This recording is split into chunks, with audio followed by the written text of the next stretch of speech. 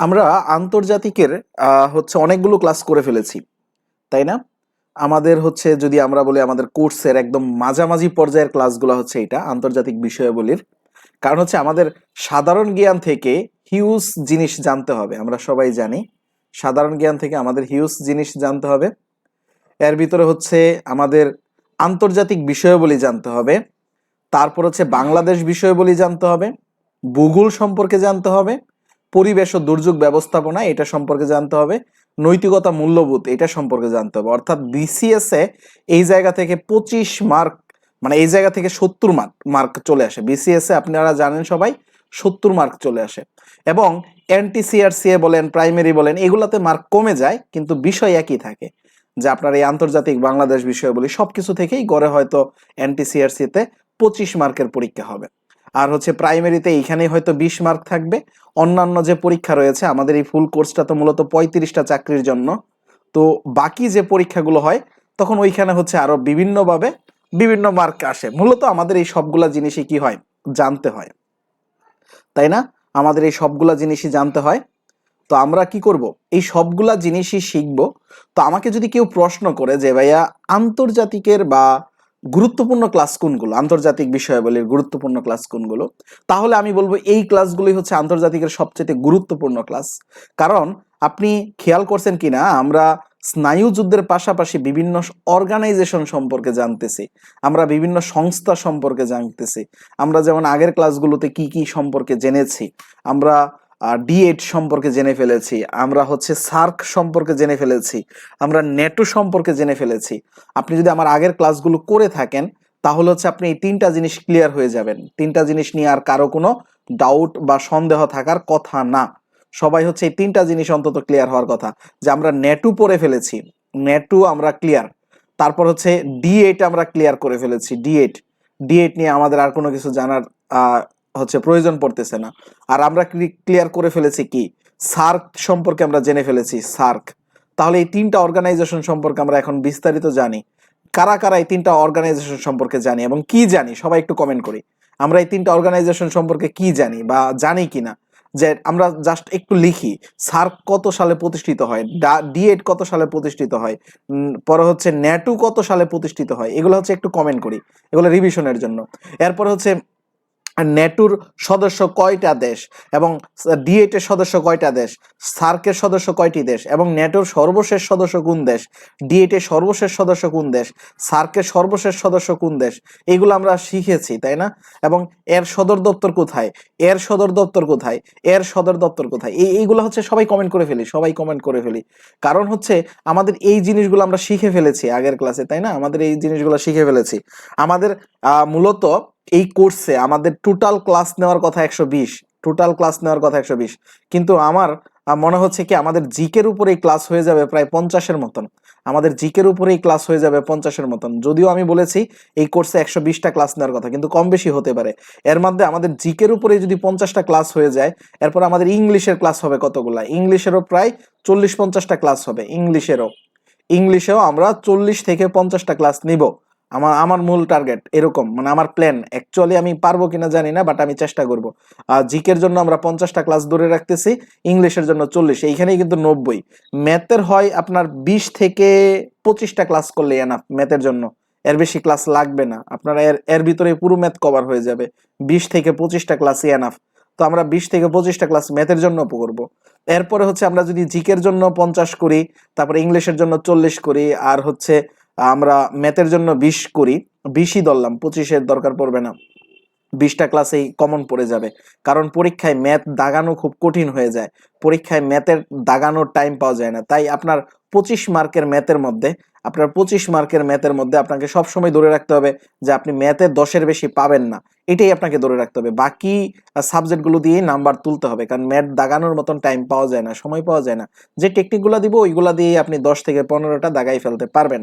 তো আমাদের রইল বাংলা। এই বাংলার আমরা হচ্ছে ব্যাকরণেরই ক্লাস নিব প্রায় 20টার মতন, বাংলা ব্যাকরণেরই ক্লাস হবে আমাদের প্রায় 20টার মতন। এবং হচ্ছে বাংলা সাহিত্যের ক্লাস হবে। সাহিত্য কিন্তু নিবন্ধনে আসে না, তারপর আমরা সাহিত্যের ক্লাস করব মূলত, কারণ প্রাইমারিতে সাহিত্য আসে বা অন্যান্য জায়গায় সাহিত্য আছে, বা হচ্ছে বিসিএস এ আসে।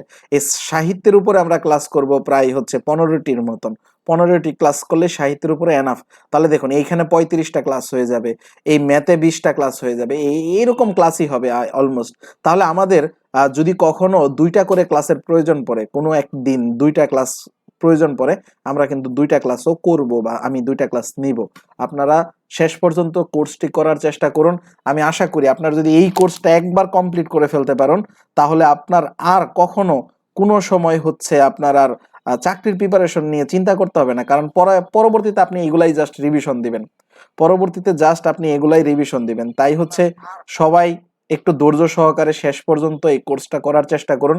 আর আরেকটা কথা, এত ক্লাস আপনি যদি চিন্তা করেন যে আমি পরে করে নেব, লাইভ ক্লাস করব না, লাইভে জয়েন হব না, আমি পরে রেকর্ডেড ক্লাস দেখে নেব, আসলে ভাই রেকর্ডেড ক্লাস দেখলে তো আপনার কোর্সে ভর্তি হওয়ার দরকার ছিল না। আপনি তো ইউটিউব থেকে দেখতে পারতেন। ইউটিউবে এর চাইতে ভালো ভালো ক্লাস দেখবেন, ইউটিউবে সবাই ফ্রি দিয়ে রাখছে, এর চাইতে অনেক ভালো ভালো ক্লাস ইউটিউবে আছে। তাহলে ইউটিউব থেকেই তো দেখে নেওয়া যেত রেকর্ডেড ক্লাস দেখলে। এবং আমার ফোনেও দেখবেন অনেক রেকর্ডেড ক্লাস আছে, যেগুলো হচ্ছে আমি অনেক সময় সেভ করে রাইখা দিছি আইএলটিএস এর জন্য, মানে আইএলটিএস এর প্রিপারেশনের জন্য আমি হচ্ছে ফোনে অনেকগুলা ক্লাস রেখে দিয়েছি, কিন্তু আমি কখনো দেখা হয় না, ওইগুলো জাস্ট ফোনেই আছে। তাইলে কোচিং এ গেলে যদি খুব কমও পড়ায়, বাজেও পড়ায়, ওইটাই হচ্ছে আসলে ভালো। তো আপনাদেরও দেখবেন, আপনারাও অনেক সময় অনেক ক্লাস ডাউনলোড করে রাখবেন, বাট কখনো পড়া হবে না। এই জন্য আপনাকে রেগুলার লাইভ ক্লাসে থেকে লাইভ ক্লাসগুলো করলেই পড়া হবে। রেকর্ডেড ক্লাস আসলে কখনো পড়াশোনা হয় না। বাট লাইভে থাকলে একটু বোরিং লাগলেও আপনি যদি মনোযোগ দিয়ে একটু লেখার চেষ্টা করেন, দেখবেন আপনার পড়াশোনা হয়ে যাচ্ছে লাইভে। এই জন্য আপনারা হচ্ছে সবসময় থাকার চেষ্টা করবেন। আর হচ্ছে আমাকে অনেকেই নোট দিচ্ছেন বা হোমওয়ার্ক গুলা দিচ্ছেন, বাড়ির কাজ আমি যেগুলো দিয়েছিলাম অনেকেই দিচ্ছেন, অনেকে বলতে অলমোস্ট প্রায় সবাই দিয়ে ফেলেছেন, হাতে গোনা কয়েকজন বাদ দিয়ে। আমার এইখানে অলরেডি অনেকেই ভর্তি হয়েছেন, অনেকেই আছেন যারা হচ্ছে লাইভে থাকেন না, বাট পরবর্তীতে ক্লাসগুলা করতেছেন, এরকম আমি বেশ কয়েকজন পাইলাম। এটা আমি বুঝলাম কিভাবে, যারা নোট দিয়েছেন, অনেকেই দেখছি লাইভে ছিল না, বাট হচ্ছে পরবর্তীতে নোট দিয়েছে। তার মানে কি তারাও ক্লাসগুলা করতেছে, লাইভে থাকতেছে না বাট করতেছে, অনেকেই করতেছে। কিন্তু হাতে গোনা কয়েকজন মাত্র, আমার মনে হয় না 5-6 জনের বেশি হবে, এই 5-6 জন হচ্ছে আমাকে কোনো ইনফরমেশনই দিতেছে না। আমি যে বললাম হোমওয়ার্ক করতে হবে, হোমওয়ার্ক না করলে 50 টাকা জরিমানা দিতে হবে, তারা তো হচ্ছে আমার মনে হয় এই কথাটাও তারা দেখে নাই। মানে আমি যে বলছি 50 টাকা জরিমানা দিতে হবে হোমওয়ার্ক না করলে, এটাও মনে হয় দেখে নাই। আচ্ছা, আপনি যদি হোমওয়ার্ক না করতে পারেন আমাকে তো অ্যাটলিস্ট জানাবেন আপনি কেন হোমওয়ার্ক করলেন না, তাই না? আপনি অনলাইন কোর্সে ভর্তি হয়েছেন দেখে যে আপনার কোনো দায়বদ্ধতা নাই এমন কিন্তু না, আপনাকে অবশ্যই হোমওয়ার্ক করতে হবে। হোমওয়ার্ক না করলে আপনি আমার বিকাশে 50 টাকা পাঠিয়ে দেবেন, এটা হচ্ছে নিজ দায়িত্বে পাঠিয়ে দেবেন, আমার যেন না চাইতে হয়। আপনি ক্লাসে অ্যাটেন্ড থাকেন বা না থাকেন, তার চাইতে বড় বিষয় হচ্ছে আপনাকে হোমওয়ার্ক গুলো করতে হবে। হোমওয়ার্ক গুলো যদি না করেন, প্রতিটা ক্লাসের শেষের দিকে আমি হোমওয়ার্ক দিব, এই হোমওয়ার্ক গুলো যদি না করেন আপনি 50 টাকা আমাকে বিকাশে পাঠাবেন, এটা নিজ দায়িত্বে পাঠাবেন, আমার যেন না চাইতে হয় যে আমি হোমওয়ার্ক করতে পারি নাই, আচ্ছা ভাইয়া আপনাকে আমি 50 টাকা পাঠিয়ে দিচ্ছি আপনার বিকাশে, আপনি হচ্ছে এটা দিয়া কিছু একটা খেয়ে নিয়েন। তো এইটুকু অন্তত বলে দিবেন, হ্যাঁ, যে আপনি হোমওয়ার্ক না করলে আপনার অন্তত এইটুকু লজ্জা থাকা উচিত যে আমি কোর্সে ভর্তি হওয়ার পরে হোমওয়ার্ক করতে পারি নাই, তাহলে ভাইয়াকে হচ্ছে 50 টাকা পাঠাইয়া দিই। এইটুকু মোটামুটি সেন্সিটিভ, এটা সিরিয়াস, আপনাকে 50 টাকা দিতে হবে। আপনি যদি আমার হোমওয়ার্ক না করেন, প্রতি হোমওয়ার্কের জন্য আপনাকে আমার 50 টাকা দিতে হবে, অথবা আপনাকে ভালো একটা করতে হবে, ভালো একটা কারণ দেখাইতে হবে, ভালো একটা হচ্ছে কারণ দর্শাইতে হবে যে আমি এই কারণে হচ্ছে করতে পারি নাই। এই যে হ্যাঁ, একজন ভাই বলেছেন আমি নতুন বিয়ে করেছি, তাই হচ্ছে আমি কয়েকদিন ক্লাস করতে পারি না, হ্যাঁ এরকম কারণ দেখাইতে হবে। আপনি যদি নতুন বিয়ে করে থাকেন, আপনি শ্বশুর বাড়ি গেছেন, তখন এই ক্ষেত্রে একটু পড়াশোনার ছাড় আছে, অবশ্যই আছে। তো এরকম উপযুক্ত কারণ দেখাইতে হবে, এটা ভালো লাগছে, এরকম কারণ দেখাবেন, হ্যাঁ। কারণ না দেখাইলে আপনাকে হোমওয়ার্ক গুলো করতে হবে।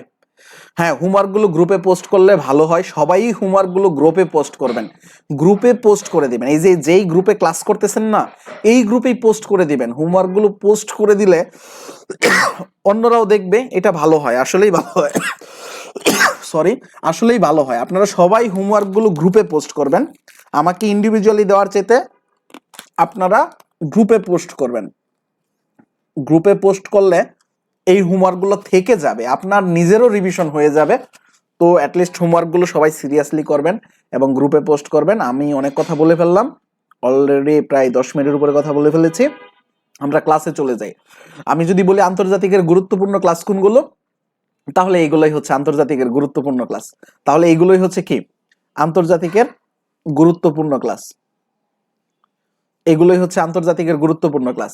কারণ কি, আমরা আজকে যে জিনিসটা শিখব সেটা হচ্ছে আসিয়ান, অর্থাৎ আসিয়ান নামে একটা সংস্থা আছে, অর্গানাইজেশন আছে, এটা হচ্ছে দক্ষিণ চীনের। তো আমরা এই দেশগুলা সম্পর্কে জানব। আমরা আসিয়ান আসিয়ান তাইলে হোমওয়ার্ক না করলে একটা বিয়ে করে ফেলতে হবে, তাহলে স্যার আর কিছু বলবে না। হ্যাঁ, বিয়ে করে ফেলেন, বিয়ে করা হচ্ছে আসলেই খুব ফজিলতের কাজ। আপনার চাকরি হচ্ছে না, আপনি বিয়ে করে ফেলেন, দেখবেন হচ্ছে রিজিকের মালিক আল্লাহ, রিজিক আপনাকে জুগাইয়া দিবে। হ্যাঁ, তো যারা বিয়ে করবেন আমাকে দাওয়াত দিয়েন, হোমওয়ার্ক না করে জরিমানা না দিলেও ওই ক্ষেত্রে ছাড় দিব। কিন্তু হচ্ছে আপনি এমনিতে কারণ ছাড়া হোমওয়ার্ক করবেন না, তাহলে আপনাকে জরিমানা দিতে হবে। হ্যাঁ, যারা হচ্ছে কারণ ছাড়া হোমওয়ার্ক করবেন না তারা হচ্ছে 50 টাকা নিজ দায়িত্বে পাঠিয়ে দিবেন। আজকে যারা হোমওয়ার্ক জমা দেন নাই তারা 50 টাকা পাঠিয়ে দিয়েন এই ক্লাসটা করার পরে, হ্যাঁ, আমার হচ্ছে বিকাশে। আর না পাঠাইলেও হচ্ছে আপনার জরিমানা বাড়তে থাকবে কিন্তু। হ্যাঁ, সবগুলো একসাথে নিব তখন। আচ্ছা দেখেন, আমরা হচ্ছে আজকের ক্লাসে তিনটা জিনিস পড়বো, তিনটা জিনিস। একটা হচ্ছে আরব বসন্ত। এই আরব বসন্ত মানে শীতকাল গেছে বসন্তকাল আইছে এরকম না। আরব বসন্ত মানে হচ্ছে এখানে আন্দোলন হয়েছিল, এই আন্দোলন সম্পর্কে আমরা একটু জানবো। এটা আসলে বেশি একটা গুরুত্ব দেওয়ার বিষয় না, আরব বসন্ত হচ্ছে গুরুত্ব দেওয়ার বিষয় না। আমাদের বিষয় হচ্ছে আসিয়ান। এই যে আসিয়ান একটা সংস্থা, অর্গানাইজেশন, এগুলো আমরা পড়তেছি না, এগুলো হচ্ছে পরীক্ষায় আসে, সদর দপ্তর আসে, বিভিন্ন জায়গায় আসে। তো এই আসিয়ান সম্পর্কে আমরা জানবো, এইটা হচ্ছে গুরুত্বপূর্ণ। আপনাকে আসিয়ান পড়তে হবে, আসিয়ান পড়বেন। এবং আরেকটা মধ্যপ্রাচ্যের অর্গানাইজেশন ছিল, সেটা হচ্ছে জিসিসি, এটাও আপনাকে জানতে হবে, মধ্যপ্রাচ্যের অর্গানাইজেশন। আমরা যখন জিসিসি জানতে যাব তখন এদের রাজধানী, মুদ্রা, টাকা এগুলো শিখে ফেলবো। তাহলে আমি আজকেই বলে দেই, কালকে আপনার হোমওয়ার্ক হবে এই জিসিসি এবং হচ্ছে আসিয়ান, এই দুইটা সম্পর্কে বিস্তারিত বলবেন। এবং আসিয়ানভুক্ত দেশগুলোর রাজধানী, মুদ্রা এই দুইটা সহ লিখবেন। এবং জিসিসি যে দেশগুলো রয়েছে সেটারও রাজধানী এবং মুদ্রা এই দুইটা লিখবেন। এইটা হচ্ছে আজকের ক্লাসের হোমওয়ার্ক থাকবে। এটা যারা করবেন না, সিরিয়াসলি বলতেছি, কালকে ক্লাসের পূর্বে আমার বিকাশে 50 টাকা পাঠাবেন। হ্যাঁ, আদারওয়াইজ হচ্ছে আপনার পানিশমেন্ট আর কি দিব, মানে বড় ধরনের পানিশমেন্ট হবে। সামনে পাইলে হচ্ছে আরো বড় ধরনের পানিশমেন্ট দিতাম, যেহেতু সামনে নাই, আপনি হচ্ছে 50 টাকা পাঠাবেন। যদি 50 টাকা না পাঠান তাহলে আপনার জন্য জরিমানা আরো বাড়াইয়া দিব, বুঝছেন? তাহলে হচ্ছে আপনারা হোমওয়ার্ক যদি না করেন তাহলে আপনাদের জরিমানা দিতেই হবে, এটাতে কোনো ছাড় নাই। আচ্ছা যাই হোক, আমরা হচ্ছে আজকের ক্লাসে তিনটা জিনিস দেখব, সেই তিনটা জিনিস দেখব। অর্থাৎ এই ক্লাসেই মূলত আমাদের স্নায়ু যুদ্ধ শেষ। স্নায়ু যুদ্ধর হচ্ছে আসলে আমার এখানে যে অনেক বড় একটা স্লাইড ছিল, এটা হচ্ছে আপনাদের আসলে পড়ার দরকার পড়তেছে না, এটার কোনো দরকার নাই। আমরা অলরেডি বই থেকে যা আছে ওইখান থেকেই পড়ে ফেলেছি, যা ছিল এখান থেকেই পড়ে ফেলেছি। আর আসিয়ান এইখান থেকে পড়বো না আমরা মূলত, কারণ আমরা উইকিপিডিয়া থেকে পড়বো। সংস্থাগুলা সব সময় আমরা কোথায় থেকে পড়বো? উইকিপিডিয়া থেকে পড়বো। এগুলো হচ্ছে যখন কোচিংয়ে ক্লাস নিতাম তখন হচ্ছে এই স্লাইডগুলা থেকে ক্লাস নেওয়া হইতো মূলত। কিন্তু বাট হচ্ছে আমরা তো আর কোচিংয়ে ক্লাস নিচ্ছি না, এটা হচ্ছে আমার একদম পার্সোনাল বেস। এখানে যথেষ্ট পরিমাণ কেয়ার নিয়ে আমি পড়াচ্ছি সবাইকে। তো এটা একদমই পার্সোনাল বেস, যেহেতু আমি সবসময় আপডেট জিনিসটাই পড়ানোর চেষ্টা করতেছি। তো আপনারা আপডেট জিনিসটা জানার জন্য আমরা উইকিপিডিয়া ব্যবহার করব। দেখুন, আমরা এই বেসিক ভিউ বইটাই পড়তেছিলাম। এই বইয়ের আমরা আজকে যেখানে চলে যাব সেটা হচ্ছে, একটু চলে যাই এই জায়গায়। তো আমাদের হচ্ছে আজকে স্নায়ু যুদ্ধটা মোটামুটি শেষ হয়ে যাবে। এইখানে একদমই সবকিছু সাদা দেখাচ্ছে, কারণ হচ্ছে আসতে একটু সময় লাগবে, পেজটা লোড হচ্ছে, একটু ধৈর্য সহকারে দেখুন। এখানে হচ্ছে আসলে পিডিএফটা ওপেন হইতে বা লোড হইতে একটু সময় নিচ্ছে, প্রবলেম নাই, এটা হচ্ছে ওপেন হয়ে যাবে। এখন হচ্ছে সাদা দেখাচ্ছে, সাদা দেখাইলেও সমস্যা নাই। আমি হচ্ছে যেই পেজটা পড়াবো সেটা আগে বের করে রাখলেই ভালো হইতো। সমস্যা নেই, নেক্সট ক্লাস থেকে আমি আগে বের করে রাখবো যেটা আমি হচ্ছে পড়াবো সেটা। যেমন আজকে আমরা আরব বসন্তের দিকে যাব। আচ্ছা, আমরা আরব বসন্তটা হচ্ছে আসলে তেমন বেশি একটা ইম্পর্টেন্ট না, জাস্ট হচ্ছে জানার জন্য জানা। কারণ পরীক্ষায় যদি প্রশ্ন চলে আসে, আসলে কোন জায়গা থেকে প্রশ্ন করবে সেটা তো আমরা জানি না, বা আমি নিজেও প্রশ্ন করব না। তবে প্রশ্ন অনেক সময় চলে আসতে পারে, এই জন্য হচ্ছে আমরা আরব বসন্ত জানবো। বাট হচ্ছে আমাদের আসিয়ান এবং জিসিসি এটা হচ্ছে খুবই গুরুত্বপূর্ণ, এটা আমাদের কি করতে হবে, জানতেই হবে। আসিয়ান বা জিসিসি এটা আমাদের কি করতে হবে, জানতেই হবে। আচ্ছা আমরা ওইটাতে পরে যাই, আগে হচ্ছে আমরা একটু ম্যাপ দেখে আসি।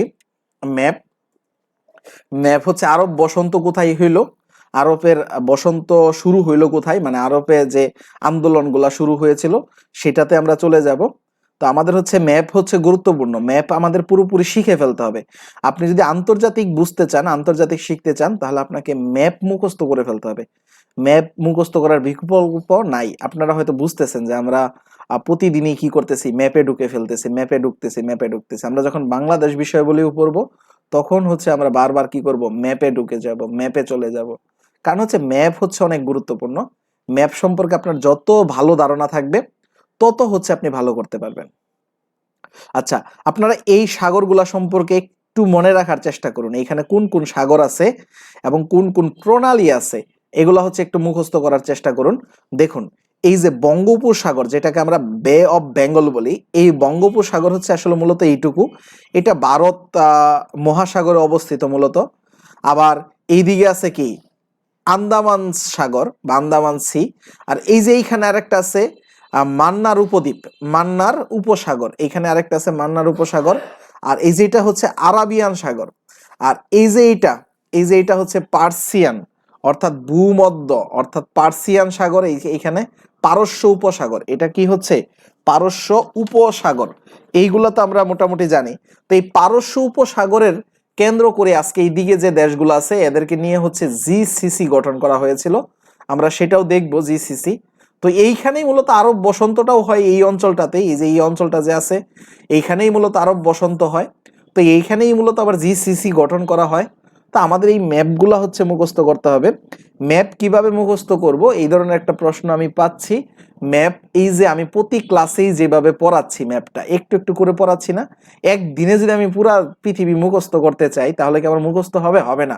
আমি ম্যাপ কিভাবে মুখস্থ করব, জাস্ট এরকম একটা জিনিসকে আমি বুঝতেছি কোন জায়গায় বাংলাদেশ আছে এবং কতটুকু, এবং এই জায়গায় ইন্ডিয়া আছে কতটুকু, এবং এই জায়গায় পাকিস্তান আছে, এই যে পাকিস্তান কতটুকু। পরবর্তীতে আমি শিখবো বাংলাদেশের রাজধানী হচ্ছে ঢাকা, ইন্ডিয়ার রাজধানী হচ্ছে নয়াদিল্লি, পাকিস্তানের রাজধানী হচ্ছে ইসলামাবাদ। তো আমরা এইগুলাই হচ্ছে শিখবো। এইদিকে ওমান আছে, এইদিকে ইয়েমেন আছে, আর এর নিচ দিয়ে কোন সাগর আছে, এই যে বে অফ বেঙ্গল আছে, তারপর আছে যে গালফ অফ থাইল্যান্ড অর্থাৎ থাইল্যান্ড উপসাগর আছে, এই যে আরাবিয়ান সি আছে, তারপরে এই যে এডেন উপসাগর আছে, এখানে রেড সি আছে, রেড সি, এখানে মেডিটেরিয়ান সি অর্থাৎ ভূমধ্য সাগর আছে, আর এটা হচ্ছে পারস্য সাগর, পারস্য উপসাগর আছে। তো এইগুলা হচ্ছে শিখতে হবে। এই যে এখানে ইস্ট চাইনা সি আছে, আর এখানে সাউথ চাইনা সি আছে, এইখানে ফিলিপাইন সি আছে, এবং এই যে এইখানে এইখানে কি প্রণালী আছে, এইখানে একটা প্রণালী আছে হরমুজ প্রণালী, এই হরমুজ প্রণালী সম্পর্কে জানতে হবে। এইখানে কি প্রণালী আছে, বাবেল মানদেব প্রণালী আছে। এইখানে আছে কি, এইখানে আছে সুয়েজ খাল, এখানে সুয়েজ খাল আছে, সুয়েজ খালটা আমরা আগের ক্লাসে পড়েছি। তো এইটাই ম্যাপ মুখস্থ, ম্যাপ মুখস্থ বলতে এইটাই মুখস্থ, এই যে আমি বলে ফেলতেছি এটা। তো এখানে যদিও লেখা আছে, লেখা না থাকলে যদি আমি বলে ফেলতে পারি তাইলে আমার মুখস্থ হয়ে গেছে। লেখা নাই বাট এরকম কোনো কিছুতে আমি দেখে দেখে বলে ফেলতে পারতেছি, এরকম একটা পেজের ভিতরে আমি বলে ফেলতে পারতেছি। ধরেন এইগুলো লেখা নাই, আমি বলে ফেলতেছি চীন হচ্ছে এই যে এইটুকু, এইটুকু চীন, আর এইদিকে হচ্ছে কি সেই হচ্ছে প্রশান্ত মহাসাগর, প্রশান্ত মহাসাগর, প্যাসিফিক ওশান।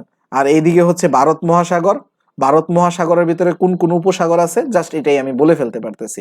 এটাই হচ্ছে ম্যাপ মুখস্থ। একটা ম্যাপ কিনে ফেলুন, একটা ম্যাপ হচ্ছে আপনি কিনে ফেলুন, কিনে হচ্ছে আপনি ম্যাপটার প্রতিদিনই হচ্ছে কি কিছু কিছু জিনিস বারবার পড়তে থাকবেন, দেখতে থাকবেন, এটাই হচ্ছে ম্যাপ মুখস্থ। আমরা কি বাড়িতে পড়ার সময় ম্যাপ দেখে পড়বো? হ্যাঁ এটা বেস্ট। বাড়িতে পড়ার সময় অবশ্যই আপনি ম্যাপ দেখে পড়বেন। আপনার ম্যাপটা যদি সামনে থাকে ভালো, অথবা আপনি মোবাইলের ম্যাপটা ওপেন করবেন, অথবা আপনি বাইরে থেকে একটা ম্যাপ কিনে নেবেন, অথবা আপনার খাতায় একটা ম্যাপ আঁকায় নেবেন। আপনি ম্যাপ অবশ্যই লাগবে। আপনি শর্টকাট দিয়ে পড়লে হবে না। শর্টকাট দিয়ে যদি আপনি মুখস্থ করতে চান, আপনার মুখস্থ হবে না। ছন্দ দিয়ে যদি আপনি মুখস্থ করতে চান, আপনার মুখস্থ হবে না। আমি যদি একটা ছন্দের কথা বলি, যেমন আমি D8 এর কথা বলেছিলাম, D8 এ কিন্তু একটা ছন্দ বলা যেতে পারে। আমি যদি সেই ছন্দের কথা বলি, লাভ নাই, ওই ছন্দ দিয়ে আপনি আসলে মনে রাখতে পারবেন না। যেমন একটা D8 এর সদস্য কারা কারা, এরকম একটা ছন্দ ছিল, বাপ মা নাই তুমি সব। এই দেখুন, বাপ বাপ মা নাই, বাপ মা নাই তুমি সব, এরকম বলি না অনেক সময় গার্লফ্রেন্ডে, তখন হচ্ছে আহ, এটা দিয়েই আপনি হচ্ছে D8 মনে রাখতে পারেন, বাপ মা নাই তুমি সব। কিন্তু এইভাবে মনে রাখলে লাভ নাই আসলে, এইভাবে মনে রাখলে লাভ নাই। এই যে বাপ মা নাই তুমি সব, এটা দিয়ে হচ্ছে আপনি মনে রাখতে পারেন। এই বাপতে, বাতে কি, এই বাতে হচ্ছে একটা, এই পতে মানে এই বাপতে হচ্ছে একটা, তারপর হচ্ছে মাতে হচ্ছে একটা দেশের নাম, মাতে হচ্ছে মিশর, তারপরে হচ্ছে তুর্কমেনিস্তান, তারপর হচ্ছে ইতে ইরান, ইরাক, এরকম মানে ওয়ার্ড দিয়ে মনে রাখি, কিন্তু অ্যাকচুয়ালি পরীক্ষার হলে দেখবেন এই ছন্দটাই মনে নাই।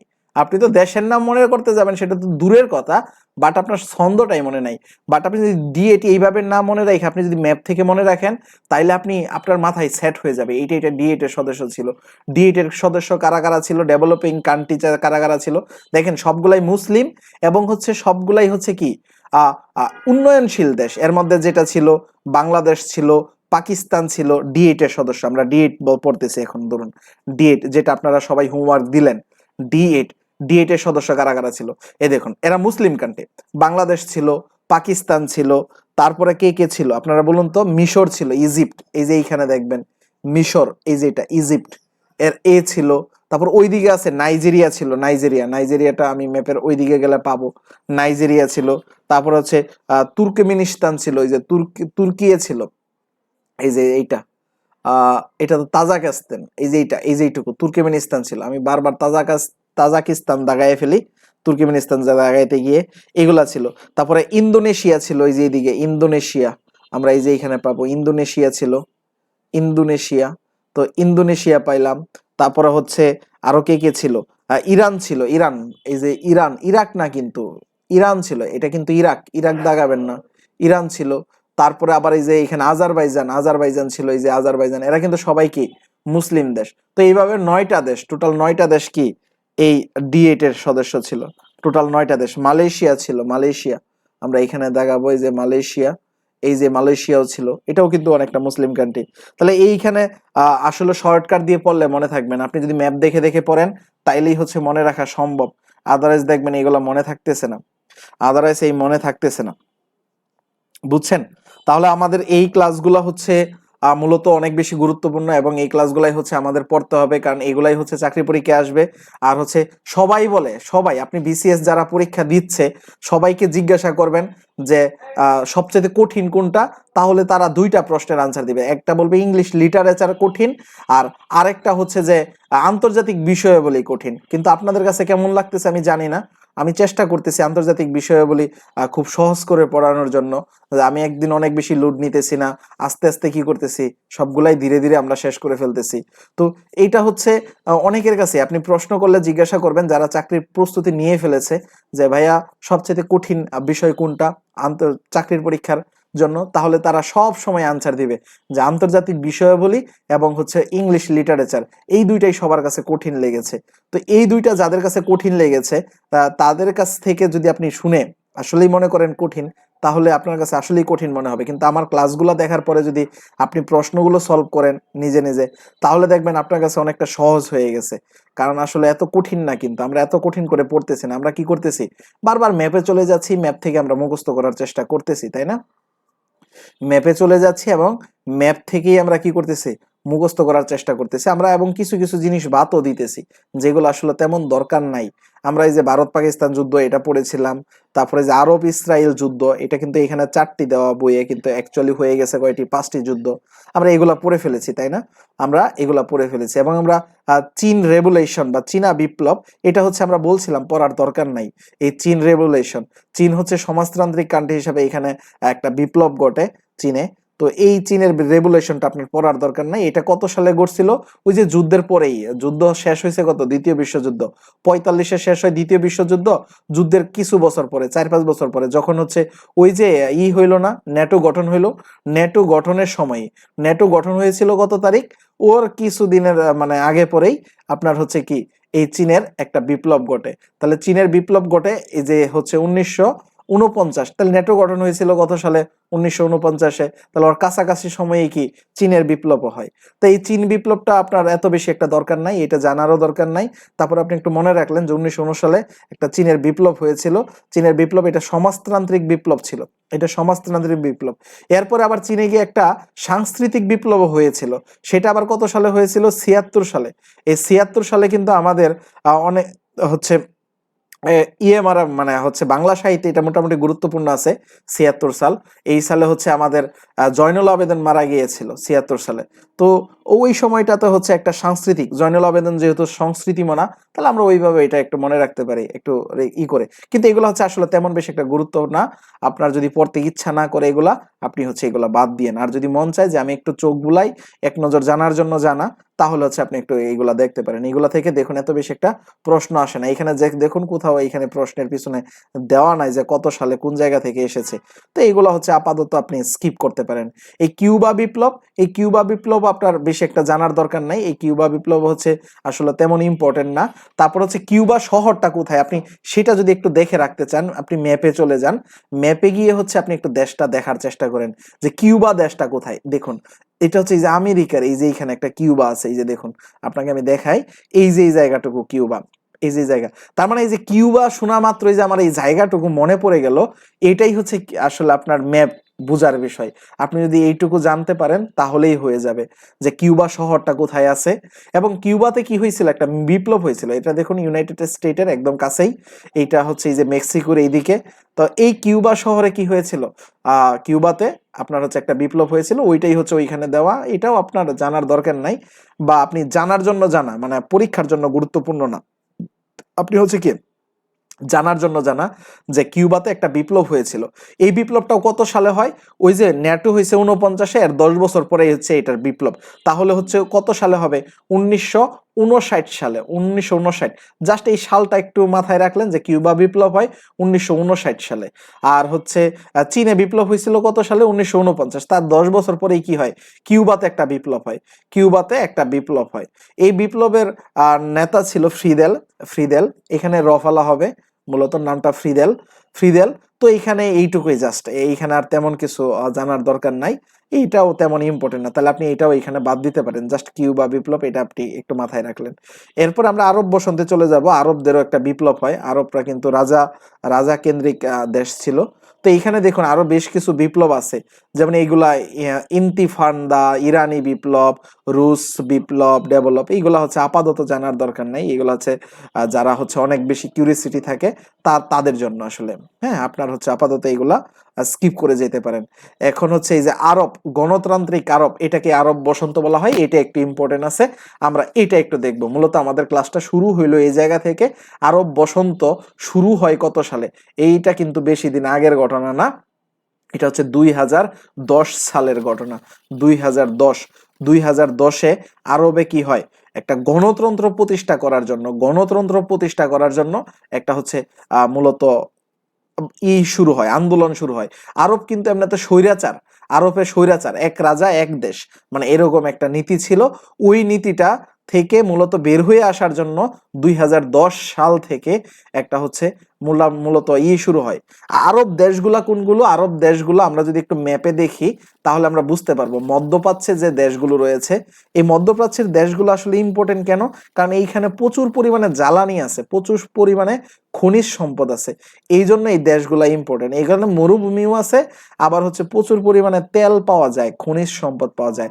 মধ্যপ্রাচ্যের দেশ কোনগুলো? আপনি এই যে এইখানে প্যাসিফিয়ান গালফ অর্থাৎ পারস্য সাগর, এই পারস্য সাগরের আশেপাশে যে দেশগুলো আছে এগুলোই হচ্ছে মুসলিম কান্ট্রি যেগুলো থাকবে, এটা হচ্ছে প্যাসিফিয়ান কান্ট্রি, পারস্য উপসাগর।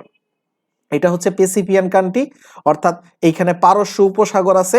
এই পারস্য উপসাগরের চারপাশে এখানে দেখবেন কুয়েত আছে, এখানে বাহরাইন আছে, বাহরাইন দেখা যাচ্ছে না, তারপরে সংযুক্ত আরব আমিরাত আছে, ওমান আছে, ইয়েমেন আছে, সৌদি আরব আছে, তারপরে এই যে ইজিপ্ট মানে মিশর, তারপরে এই যে জর্ডান, তারপর হচ্ছে এই যে Syria, Lebanon, Iraq, Iran, Tehran, Afghanistan, Turkmenistan, Tajikistan, এই যে পাকিস্তান, এগুলো সবই কি মুসলিম রাষ্ট্র। এই যে আজারবাইজান, এগুলো হচ্ছে সবই মুসলিম রাষ্ট্র। এর মধ্যে হচ্ছে মধ্যপ্রাচ্য কোনটুকুকে আমরা ধরতেছি, এই যে এইটুকুকে মধ্যপ্রাচ্য ধরতেছি, মধ্যপ্রাচ্য। এই মধ্যপ্রাচ্যে প্রচুর পরিমাণে খনিজ সম্পদ আছে, তেল আছে, জ্বালানি আছে। তো এটা হচ্ছে আসলে ইম্পর্টেন্ট, মধ্যপ্রাচ্যটা ইম্পর্টেন্ট। তো আপনাকে এই মধ্যপ্রাচ্যটা মূলত ম্যাপ থেকে শিখতে হবে। আপনি এটা আমি একটু পরেই শিখাবো, এইটা হচ্ছে আমাদের মধ্যপ্রাচ্য জানতে হবে। তো এইখানে আরব বসন্ত শুরু হয়। এরা মূলত এক রাজা এক দেশ এমন ছিল। তো এটা 2010 সাল থেকে তারা চেষ্টা করতেছে কি গণতন্ত্র হইতে, মানে জনগণের অধিকারী হইতে, এরকম একটা চেষ্টা করতেছে। এটাই হচ্ছে আরব বসন্ত। এরা মাঝে মাঝে আন্দোলন করে, কিন্তু আন্দোলন করলে কি করে, এদেরকে রাজারা নিয়ে বৈরাত হয়ে দেয় জেলের ভিতরে। দেখবেন কিছুদিন আগে হচ্ছে আমাদের এইখানে যখন একটা বিপ্লব ঘটলো 2024 সালে, অর্থাৎ শেখ হাসিনাকে হচ্ছে এই দেশ থেকে তাড়াই দেওয়া হইলো। ওই সময় যখন বিপ্লব ঘটেছিল তখনও দেখবেন এই যে এই মধ্যপ্রাচ্যে যারাই আন্দোলন করেছে তাদেরকেই কি করেছে, জেলে ভরে দিয়েছিল। তাহলে এটাই হচ্ছে মূলত আরব বসন্ত, এটাকে আরব বসন্ত বলা হয়। এই জিনিসটাই হচ্ছে আসলে এইখানে আছে। তো এটা হচ্ছে আপনি এইখানে তেমন কিছু একটা পড়ার দরকার পড়তেছে না। এইখান থেকে আপনার আরব বসন্ত এটা অনেক সময় রিটেনের জন্য ইম্পর্টেন্ট, বাট এইখানে আর তেমন কিছু দরকার পড়তেছে না, জাস্ট এইটুকুই। এইখানে মূলত আমাদের দেশের নামগুলা এবং হচ্ছে জিনিসগুলা জানতে হবে। এইখানে দেখুন অনেকগুলা বিপ্লব হয়েছে, এই বিপ্লবগুলা একটু যদি আমরা একটু খেয়াল করি তাহলে হচ্ছে আমরা এখান থেকে কি কি বিপ্লব দেখতে পারবো। দেখুন এইখানের এই ক্লাসগুলো হচ্ছে আসলে তেমন বেশি একটা ইম্পর্টেন্ট না, আমি বারবার বলতেছি, আপনি জাস্ট জানার জন্য জানা, একটু মনে রাখা। কিউবা বিপ্লব এই যে 1959 এটা, তারপর একটা শ্রমিক বিপ্লব হয়েছিল যুক্তরাষ্ট্রে এটা 86 সালে হয়েছিল। তারপরে এখান থেকে আর তেমন কিছু জানবেন না, জানার দরকার নাই। তারপরে এই যে আফগানিস্তানেও বিপ্লব হয়েছে, সোভিয়েত ইউনিয়নেও বিপ্লব হয়েছে, তারপরে এইগুলা বিভিন্ন জায়গায় বিপ্লব হয়েছে, এইগুলা বিপ্লবের নেতা টেতা দেওয়া আছে। এগুলা হচ্ছে আপনি এই পেজটা স্কিপ করতে পারেন, এই পেজ আপনার দরকার নেই, পড়ার দরকার নেই। এই পেজ থেকে আসলে আপনার প্রশ্ন পাবেন না, আর একটা প্রশ্ন পাইলেও এত কষ্ট করে আসলে এইটুকু পড়ার দরকার নেই। তাহলে আমাদের এই চ্যাপ্টারটা কিন্তু শেষ আসলে।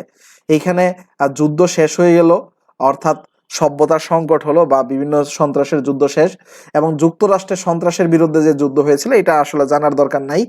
এইখান থেকে মূলত আমাদের এই চ্যাপ্টারটাই শেষ।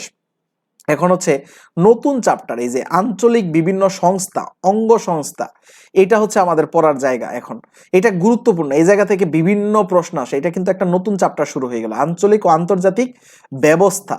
আঞ্চলিক এবং আন্তর্জাতিক ব্যবস্থাতে কি ধরনের প্রশ্ন আসে দেখুন, এই যে বাংলাদেশ কোনটি সদস্য নয়, তাহলে আমাদের এইগুলা সদস্য জানতে হবে। যেমন এই যে ওআইসি সদস্য কারা কারা আছে, বিসিআইএম এর সদস্য কারা কারা আছে, বিআইএমএস এর সদস্য কারা কারা আছে, ওএস কার সদস্য কে কে কে আছে, এইটা আমাদের জানতে হবে। তাইলেই আমরা বুঝতে পারবো বাংলাদেশ কোনটা সদস্য আছে কোনটা সদস্য নাই। খুবই হার্ড একটা প্রশ্ন, তাই না? খুবই হার্ড, এতগুলা নাম মনে রাখা, কোন দেশ কোন দেশের সদস্য আছে এগুলা মনে রাখা খুবই হার্ড।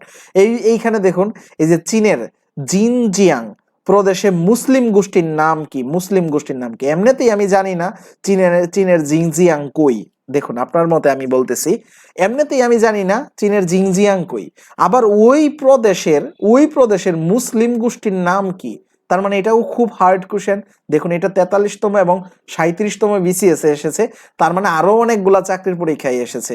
এই জিনিসগুলো আমাকে জানতে হবে, বিভিন্ন গোষ্ঠীর হচ্ছে সম্পর্কে আমাকে জানতে হবে, রাজধানীর নাম জানতে হবে, ইয়ের নাম জানতে হবে। এই জিনিসগুলো খুবই ইম্পর্টেন্ট। এবং আমরা যে অর্গানাইজেশন পড়তেছি এর পরের চ্যাপ্টার হচ্ছে অর্গানাইজেশন। এরপরে দেখুন এই যে কোন দেশের কোন খেলা, ব্যাডমিন্টন কোন দেশের জাতীয় খেলা, এই যে একটা প্রশ্ন, ব্যাডমিন্টন কোন দেশের জাতীয় খেলা? যেমন এটা হচ্ছে ইন্দোনেশিয়ার একটা জাতীয় খেলা। এখন আমাদের এই জাতীয় খেলা সম্পর্কে জানতে হচ্ছে অনেকের জাতীয় খেলা কোনটা, এই বিষয়গুলো হচ্ছে এইখান থেকে জানতে হবে। তো এইখানে দেখুন মিয়ানমারের যে সরকার আছে সেই সরকারের নাম কি? তো হিউজ প্রশ্ন আসলে এইখানে, হিউজ প্রশ্ন। কোন ধরনের প্রশ্ন চাকরির পরীক্ষায় আসতেছে দেখুন, এই যে জার্মানির প্রথম নারী চ্যান্সেলর কে, তার মানে জার্মানি আমাকে আগে সম্পর্কে জানতে হবে, তারপরে ওইখানে নারী চ্যান্সেলর কে ছিল এটা আমাকে জানতে হবে, যেমন অ্যাঙ্গেলা মার্কেল এটাই ছিল। তো এইরকম এরপরে এই যে এই প্রশ্নের আনসারটা সবাই দেন তো, এই প্রশ্নের আনসারটা আমি হচ্ছে এইখানে আনসার দেখবেন না, কিন্তু এইখানে আনসার দেখবেন না, কারণ এটা আমি বারবার পড়াইছি তো আপনাদেরকে। এটা হচ্ছে যারা ক্লাসগুলো করছেন তারা জানার কথা। এই যে নিচের কোন দেশটি ইউরোপের বাল্টিক অঞ্চলে অবস্থিত নয়? বাল্টিক অঞ্চলের দেশ কয়টা আমি এটা পড়াইছি কিনা বলুন? অনেকগুলা ক্লাসে আমি পড়াই ফেলছি। বাল্টিক অঞ্চলের দেশ কোনগুলো আমি ম্যাপে দেখাই দিই। বাল্টিক অঞ্চলের দেশ কোনগুলো দেখুন, বাল্টিক অঞ্চলে আমি চলে যাই, ম্যাপে দেখাইলে আপনি এখানে বুঝতে পারবেন। এই যে এটা হচ্ছে বাল্টিক সাগর, আমি যদি বাল্টিক সাগরগুলা মার্ক করে দেই, এই যে এই জায়গা থেকে এই জায়গা থেকে এই জায়গা পর্যন্ত শুরু করে এই যে এই জায়গা, এই যে এই জায়গা, এইটুকু হচ্ছে বাল্টিক সাগর। তাহলে বাল্টিক সাগরের দেশ অঞ্চলের দেশ কোনটা? এই যে সুইডেন, ফিনল্যান্ড, নরওয়ে কিন্তু না, নরওয়ে না, নরওয়ে বাল্টিক অঞ্চলের না। এরপরে যে ডেনমার্ক, জার্মানি, পোল্যান্ড, তারপরে লিথুনিয়া, লাটভিয়া, এস্তোনিয়া, মিশর, এই 9টা হচ্ছে কি বাল্টিক অঞ্চলের দেশ। আর বাল্টিক রাষ্ট্র কয়টা? এই 3টা, ইথুনিয়া, এস্তোনিয়া, লাটভিয়া, লিথুনিয়া, এইবার 3টা হচ্ছে কি বাল্টিক অঞ্চলের দেশ। তাহলে এইখানে আপনার একটা প্রশ্ন কি হচ্ছে, প্রশ্ন হয়েছে দেখুন বাল্টিক অঞ্চলের দেশ নয় কোনটি? বাল্টিক অঞ্চলের দেশ নয় হচ্ছে এই যে অস্ট্রিয়া, অস্ট্রিয়া এটা হচ্ছে বাল্টিক অঞ্চলের দেশ নয়। কেন বাল্টিক অঞ্চলের দেশ নয় অস্ট্রিয়া, সেটাও যদি আমরা একটু দেখি, কেন বাল্টিক অঞ্চলের দেশ নয়, কারণ অস্ট্রিয়া কই আছে সেটা আপনি একটু খুঁজে বের করুন। অস্ট্রিয়া দেশটা কই আছে? এই যে দেখুন অস্ট্রিয়া, অস্ট্রিয়ার কোনো পাশেই কি কোনো সমুদ্র আছে? অস্ট্রিয়া একটা স্থলবেষ্টিত দেশ, তার মানে কি কোনো পাশেই কোনো দিকে কোনো সমুদ্র নাই, তার মানে কোনো দিকে কোনো জল নাই। তাহলে এই অস্ট্রিয়া হচ্ছে বাল্টিক অঞ্চলের সদস্য কিভাবে হয়? এ কি বাল্টিক অঞ্চলের দেশ না? তার মানে এই অস্ট্রিয়া হচ্ছে কি বাল্টিক অঞ্চলের দেশ না? তাহলে এটাই তো প্রশ্ন আসছে। তার মানে দেখেন আমরা কিন্তু অনেক কিছুই প্রায় পেয়ে যাব, পড়ে ফেলতেছি, বুঝতেছেন? আপনার ভিতরে আত্মবিশ্বাস গ্রো হচ্ছে আমার ক্লাস করে যে এগুলা কি আছে। এরপরও দেখবেন হিউজ প্রশ্ন আছে যেগুলো আমরা পারি না, কারণ হচ্ছে কি আমাদের পরীক্ষাতে 100তে 100 পাইতে হবে না, কোনো চাকরির পরীক্ষায় কিন্তু আমাদের 100তে 100 পাইতে হবে না। আমরা যদি যে কোনো চাকরির পরীক্ষায় 100তে যদি 60 থেকে 70 তুলতে পারি দ্যাটস এনাফ। যে কোনো পরীক্ষায় বিসিএস এ যদি আপনি 100-200-র ভিতরে, বিসিএস এ যদি আপনি 200-র ভিতরে 140 পান, আপনি আর কিছু লাগে? 140 পাইলে বা 120, 120-এর উপরে পাইলে আপনি 100% ফ্রিলি শিখবেন। 120-এর বেশি লাগে না। তাহলে আপনার কি করতে হবে না, এইখান থেকে সব পড়তে হবে না। আমরা মোটামুটি চেষ্টা করব 70% প্রশ্ন যেন আমার কমন পড়ে। আমরা মোটামুটি চেষ্টা করব কি 70% প্রশ্ন যেন কমন পড়ে। কিছু কিছু প্রশ্ন থাকবে জটিল, যেগুলো আমি পড়াই না, ওইগুলো হচ্ছে আপনারও জানার দরকার নাই। এই যে দেখুন মিনস্কো এর রাজধানীর নাম কি? তাহলে আমাদের কি করতে হবে? রাজধানীর নাম জেনে ফেলতে হবে, এবং ওই দেশের মুদ্রার নাম জেনে ফেলতে হবে, এবং পার্লামেন্টের নাম জানতে হবে। পার্লামেন্ট আমাদের এইটাও কিন্তু জানতে হবে, পার্লামেন্টের নাম জানতে হবে। পার্লামেন্ট, রাজধানী, মুদ্রা, তার মানে আমাদের দেশ আছে জানা মতে 195, আবার জাতিসংঘ বলছে কি 193, জাতিসংঘ 193টারে দেশ মনে করে পৃথিবীতে। আবার হচ্ছে ফুটবল ফেডারেশন বলছে পৃথিবীতে দেশ আছে 211, ফুটবল ফেডারেশন যারা ফুটবল খেলার আয়োজন করে 211টা। আবার এমনিতে হচ্ছে বিভিন্ন অর্গানাইজেশন বা সংস্থা, মানে হচ্ছে আমরা ওই যে বিশেষ করে অলিম্পিক মনে করে যে পৃথিবীতে দেশ আছে 208টা। তো আমরা এই 208, 211 এর ভিতরে যাব না, আমরা 195 বা 193 এইটা ধরেই পড়বো। আমরা প্রশ্ন আনসার আসলে যেমন পৃথিবীতে স্বাধীন দেশের সংখ্যা কত, তাহলে 195 দাগাবো, 195।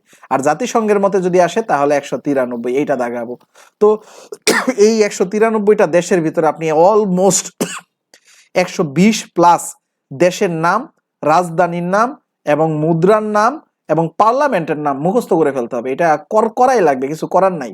তো এইটা হচ্ছে আমি কিভাবে আপনাদেরকে করাবো, এক এক ক্লাসে কিছু কিছু পড়াবো। যেমন আজকের ক্লাসে মধ্যপ্রাচ্যে যে দেশগুলো রয়েছে তাদের রাজধানী, টাকা এবং হচ্ছে মানে মুদ্রা এবং হচ্ছে তাদের পার্লামেন্ট পর্যন্ত যাব না আজকে জাস্ট রাজধানীটা আমি হচ্ছে আপনাদেরকে শিখাইয়া দেওয়ার চেষ্টা করব, বুঝতে পেরেছেন? আমরা কি ধরনের প্রশ্ন নিয়ে আলোচনা করব আমরা কিন্তু সেটাই দেখতেছিলাম এতক্ষণ পর্যন্ত। আমাদের হচ্ছে এইখানে আসলে কি নিয়ে আলোচনা করার কথা, এই যে আমি বলছিলাম না একটু পরে, একটু আগেই বললাম যে আমরা পার্লামেন্ট বা সংসদ নিয়ে আলোচনা করবো, অর্থাৎ দ্বিকক্ষ বিশিষ্ট। কোন দেশের সংসদ দ্বিকক্ষ বিশিষ্ট? মিয়ানমার। এখানে এখানে তাহলে আমাদের সবারটাই জানতে হবে, ব্রুনাইয়েরটা কেমন, সিঙ্গাপুরেরটা কেমন, তারপর হচ্ছে চীনেরটা কেমন, এরপরে হচ্ছে আমাকে বুঝতে হবে মিয়ানমারেরটা। তারপরে এইগুলা হচ্ছে আমাদের এইখান থেকে জানতে হবে, তাই না? তাহলে এই চ্যাপ্টারটা কিন্তু যথেষ্ট পরিমাণ কঠিন, কারণ হচ্ছে কি আমাদের বিভিন্ন কিছু জানতে হবে, বিভিন্ন কিছু এই চ্যাপ্টারে রয়েছে। আপনারা বুঝতে পেরেছেন? আচ্ছা, এই প্রশ্নের আনসারটা সবাই করেন তো। এই যে দেখুন, এই প্রশ্নের আনসারটা যদি এখন না পারেন আমি কিন্তু কষ্ট পাবো। হ্যাঁ, সার্কের সদর দপ্তর কোথায়? সবাই একটু কমেন্ট করুন। এটা আসলে দুইবার বিসিএস এসেছে, 38 এবং 21তমতে, এবং বিভিন্ন চাকরির পরীক্ষায় বহুবার এসেছে, বহুবার এসেছে, বহুবার। এখন আজকে যদি এটা না পারেন আমি আসলেই কষ্ট পাবো। সবাই একটু কমেন্ট করেন যে সার্কের সদর দপ্তর কোথায়, সদর দপ্তর। আনসার দেখবেন না, এখানে আনসার আসলে আছে কিন্তু আনসার দেখবেন না। আপনারা সবাই একটু কমেন্ট করে ফেলুন, না দেখে কমেন্ট করুন যে সার্কের সদর দপ্তর কোথায়, সার্কের সদর দপ্তর কোথায়। আমরা এটা পড়েছি, কালকের ক্লাসে পড়েছি। হ্যাঁ, একজন আনসার করে ফেলেছেন, হ্যাঁ রাইট, সার্কের সদর দপ্তর। সার্কের সদর দপ্তর কোথায়? এই কে বলছেন পাকিস্তান? পাকিস্তান কি সার্কের সদর দপ্তর? আপনি বুঝে বলেন, পাকিস্তান সার্কের সদর দপ্তর? আমরা কালকেই পড়লাম না সার্কের সদর দপ্তর কোথায়? নেপাল, নেপালের রাজধানী কি? কাঠমান্ডু। এটা আমরা পড়লাম না কালকেই? সার্কের সদর দপ্তর নেপাল, কাঠমান্ডু। হ্যাঁ, এটা পড়তে হবে, পড়তে হবে। এগুলা হচ্ছে না মনে রাখতে পারলে সমস্যা। যে পাকিস্তান আনসার করেছেন তার জন্য আসলে এগুলো হচ্ছে কি বলবো, অভিশাপ স্বরূপ। হ্যাঁ, এই যে দেখুন, আর লাওসের সরকারি নাম কি? এগুলা। আলুপ্পো শহর কোথায় অবস্থিত? এই যে সার্ক প্রতিষ্ঠিত হয় কত সালে? এই যে এই প্রশ্নটা বলুন, সার্ক প্রতিষ্ঠিত হয় কত সালে? সার্ক প্রতিষ্ঠিত হয় এই আলুপ্পো, এটা কিন্তু গুরুত্বপূর্ণ এবার। কারণ কি, এই যে সিরিয়াতে একটা ঝামেলা হয়েছে, তাই না? রিসেন্ট, এগুলা পড়াবো অবশ্য। এই যে আলেপ্পো শহর কোথায় অবস্থিত? সিরিয়া। আচ্ছা বলুন তো, সার্ক প্রতিষ্ঠিত হয় কত সালে? এইগুলা দেখবেন না, এগুলা না দেখে আনসার বল করবেন। হ্যাঁ, এদিকে আনসার করবেন না দেখে। এটা কালকেই পড়েছি, 85 সালে। দেখছেন, এগুলাই দেখেন বহুবার এসেছে। এই যে 36তম বিসিএস, 22তম বিসিএস। আত্মবিশ্বাস গ্রো হচ্ছে আপনাদের? আমার ক্লাস করার পর আত্মবিশ্বাস কি গ্রো হচ্ছে? একটু একটু বুঝতেছেন? পারবেন? কি মনে হচ্ছে? কঠিন মনে হচ্ছে? এগুলাই আসে আসলে পরীক্ষায়। যেগুলো আমি বারবার পড়াচ্ছি এগুলাই আসে, এগুলাই আসবে, এগুলাই আসে, এগুলাই আসবে, এগুলাই আসবে, এগুলাই আসে। আপনি বুঝতেছেন? আচ্ছা, এগুলাই হচ্ছে আমরা পড়বো। এই দেখুন, আয়তনের সবচেয়ে ছোট দেশ কোনটা? আয়তনের সবচেয়ে ছোট দেশ কোনটা? সবাই কমেন্ট করেন। এটাও 34তম বিসিএস এসেছে। এটা কমেন্ট করেন, কারণ হচ্ছে এদিকে দেখবেন না আনসার। এটা কমেন্ট করেন, আয়তনের সবচাইতে ছোট দেশ, পৃথিবীর সবচাইতে ছোট দেশ কোনটা? যারা আমার এই পর্যন্ত ক্লাস করেছেন, সবগুলা ক্লাস করেছেন, এটা চোখ বন্ধ করে ভ্যাটিকান সিটি দাগাই ফেলবেন। এটা এটা এটা নিয়ে কেউ কনফিউজড হওয়ার কথা না, কারণ এটা ইতালির ভিতরে একটা ছিদ্রায়িত রাষ্ট্র। আমি বারবার পড়াইছি, তাই না? এটা আমি বারবার পড়াইছি, ছিদ্রায়িত রাষ্ট্র। অর্থাৎ এই ছিদ্রায়িত দেশ আছে কয়টা, রাষ্ট্র আছে কয়টা? দুইটা দেশ আছে। একটা হচ্ছে কি ইতালি, আর একটা হচ্ছে কি দক্ষিণ আফ্রিকা। দক্ষিণ আফ্রিকার ভিতরে একটা দেশ আছে লেসুথু, এবং ইতালির ভিতরে দুইটা দেশ আছে, দুইটা দেশ। একটা হচ্ছে ভ্যাটিকান সিটি, আরেকটা কি সেটা কমেন্ট করেন সবাই। দেখুন, এই জিনিসগুলো আমরা পড়েছি, মাত্রই পড়েছি। হ্যাঁ, তো এইগুলা হচ্ছে আমাদের হচ্ছে, দেখুন আপনি পারতেছেন কিনা, দেখুন এই এই যে প্রশ্নগুলো আপনি পারতেছেন কিনা। দেখুন, আমরা এই চ্যাপ্টার পড়বো, এই চ্যাপ্টার কিন্তু এখনো পড়ি নাই, তারপরে হচ্ছে আমরা এই প্রশ্নগুলো পারতেছি। বুঝতে পারতেছেন? আমরা এই চ্যাপ্টার কিন্তু পড়ি নাই, এই চ্যাপ্টারের পূর্বে প্রশ্ন দেওয়া আছে যে কোন ধরনের প্রশ্নগুলো আসে। হ্যাঁ, এইটাই দেওয়া আছে, এই কোন ধরনের প্রশ্নগুলো আছে এটা দেওয়া আছে। তো আপনি দেখুন, আপনাকে আমি একটু ম্যাপে যাইয়া দেখাই। যারা হচ্ছে আজকেই প্রথম ক্লাস করতেছেন, মনে হবে যে আসলে ভাইয়া কি পড়াচ্ছে, 1 ঘন্টা ধরে পেশালি পারতেছে, আসলে তেমন বুঝতেছি না কই থেকে কি পড়াচ্ছে, এরকম যদি মনে করেন, তারা হচ্ছে একটু দেখেন। আমি এইখানে ম্যাপ থেকে একদম ঘুরে ফিরে গিয়ে দেখাইছি যে এই যে এইখানে হচ্ছে একটা ইতালি শহর আছে, এই যে এইটুকু ইতালি শহর, এই যে এই পর্যন্ত, এই যে এইটুকু ইতালি শহর, এর ভিতরে হচ্ছে একটা ভ্যাটিকান সিটি আছে। ভ্যাটিকান সিটি, দেখুন আমরা একটু জুম করব, এখন ভ্যাটিকান সিটিতে চলে যাব। জুম করে একদম রুম শহরের ভিতরে মাত্র 0.44 কিলোমিটারের একটা শহর আছে। এই যে আমরা এই জুম করে যাই, এই যে এর ভিতরে চলে যাবো, একদম জুম করে রুমের ভিতরে চলে যাবো। এই যে রুমের ভিতরে গেলে আমরা কি পেয়ে যাব, একটা শহর পেয়ে যাব। সেই শহরের নামই হচ্ছে কি ভ্যাটিকান সিটি। এইটার দৈর্ঘ্য প্রস্থ হচ্ছে 0.44 কিলোমিটার। তারা একটা স্বাধীন দেশ, তারা নিজেদেরকে একটা স্বাধীন দেশ ভাবে, কিন্তু এটা আবার হচ্ছে মানে না, হচ্ছে ইউনাইটেড নেশন মানে না, জাতিসংঘ মানে না। এই যে দেখুন একটা গড় আসতেছে, দেখছুন? এই যে দেখেন দেখেন এই যে জায়গায় একটা গড় আসতেছে, এই যে এইটুকু হচ্ছে ভ্যাটিকান সিটি। এই যে রুমের ভিতরে আমরা যেটা পাইলাম সেটা হচ্ছে কি ভ্যাটিকান সিটি। এটা হচ্ছে 0.44 কিলোমিটার। 0.44 কিলোমিটার মানে 1 কিলোমিটারও নাই, এর আয়তন 1 কিলোমিটারও না, 0.44 কিলোমিটার। আর এই ইতালির ভিতরে আরেকটা দেশ আছে, সেটার নাম কি বলতে পারবেন? বললেন না এখনো কেউ? সান মেরিনো। সেটা আরেকটা কি আছে? সান মেরিনো আছে। এটা হচ্ছে ইতালির ভিতরে দুইটা দেশ আছে, ইতালির ভিতরে দুইটা দেশ, আরেকটা আছে সান মেরিনো। তাহলে এই সান মেরিনোটা আমরা একটু দেখি। হ্যাঁ, সান মেরিনো আরেকটা দেশ আছে, তাহলে সেটাও আবার ইতালির ভিতরেই। তাহলে ইতালির ভিতরে দুইটা হচ্ছে মানে দুইটা দেশ আছে ইতালির ভিতরে। এগুলাকে এই যে দেখুন আরেকটা দেশ হচ্ছে উপরের দিকে যাব, তাইলে আমরা পাবো সান মেরিনো। এটাও ইতালির ভিতরে। আমি আরেকটু জুম আউট করি। এটা অবশ্যই একটু বড়, ভ্যাটিকান সিটির চাইতে একটু বড়। আমরা সেটা ইতালির ভিতরেই আছে। আমি আরেকটু দেখাই জুম আউট করে আমি আরেকটু দেখাই। দেখুন আপনি পাবেন ইতালির ভিতরেই আছে আরেকটা দেশ, সেটার নাম কি সান মেরিনো। এই যে দেখুন সান মেরিনো কতটুকু, এই যে এই জায়গা থেকে শুরু করে এই যে জায়গা থেকে শুরু করে এই যে এই পর্যন্ত, এইটুকু হচ্ছে কি সান মেরিনো। তাহলে এটাও কার ভিতরে? ইতালির ভিতরে। তাহলে এই দুইটা দেশই হচ্ছে কি ইতালির ভিতরে। ছিদ্রায়িত রাষ্ট্র কয়টা? ছিদ্রায়িত রাষ্ট্র হচ্ছে দুইটা। আর এইগুলা হচ্ছে একটা দেশের ভিতরে যদি আরেকটা দেশ থাকে সেটাকে কি বলা হয়? ধরুন একটা দেশের ভিতরে আরেকটা দেশ, সেটাকে ছিটমহল দেশ বলা হয়। তাহলে ছিটমহল দেশ কয়টা? তিনটা। একটা হচ্ছে এই যে সান মেরিনো, আরেকটা হচ্ছে ভ্যাটিকান সিটি, আরেকটা হচ্ছে কি লেসোথো। সেই লেসোথো কোথায়? সেটা হচ্ছে দক্ষিণ আফ্রিকায়। আমরা যদি একটু চলে যাই সেখানে, এগুলো হচ্ছে রিভিশনের মতন হয়ে যাচ্ছে আপনার। এই যে এইখানে আমরা হচ্ছে চলে যাব, এই যে মানে আফ্রিকার দক্ষিণ আফ্রিকায় চলে যাব, সাউথ আফ্রিকায়। এই যে সাউথ আফ্রিকার ভিতরে দেখুন লেসোথো রয়েছে। তাহলে দুইটা দেশের ভিতরে ছিদ্রায়িত দেশ, একটা হচ্ছে সাউথ আফ্রিকা আর একটা হচ্ছে ইতালি। ইতালির ভিতরে দুইটা রাষ্ট্র আছে, আর এই যে সাউথ আফ্রিকার ভিতরে একটা আছে লেসোথো।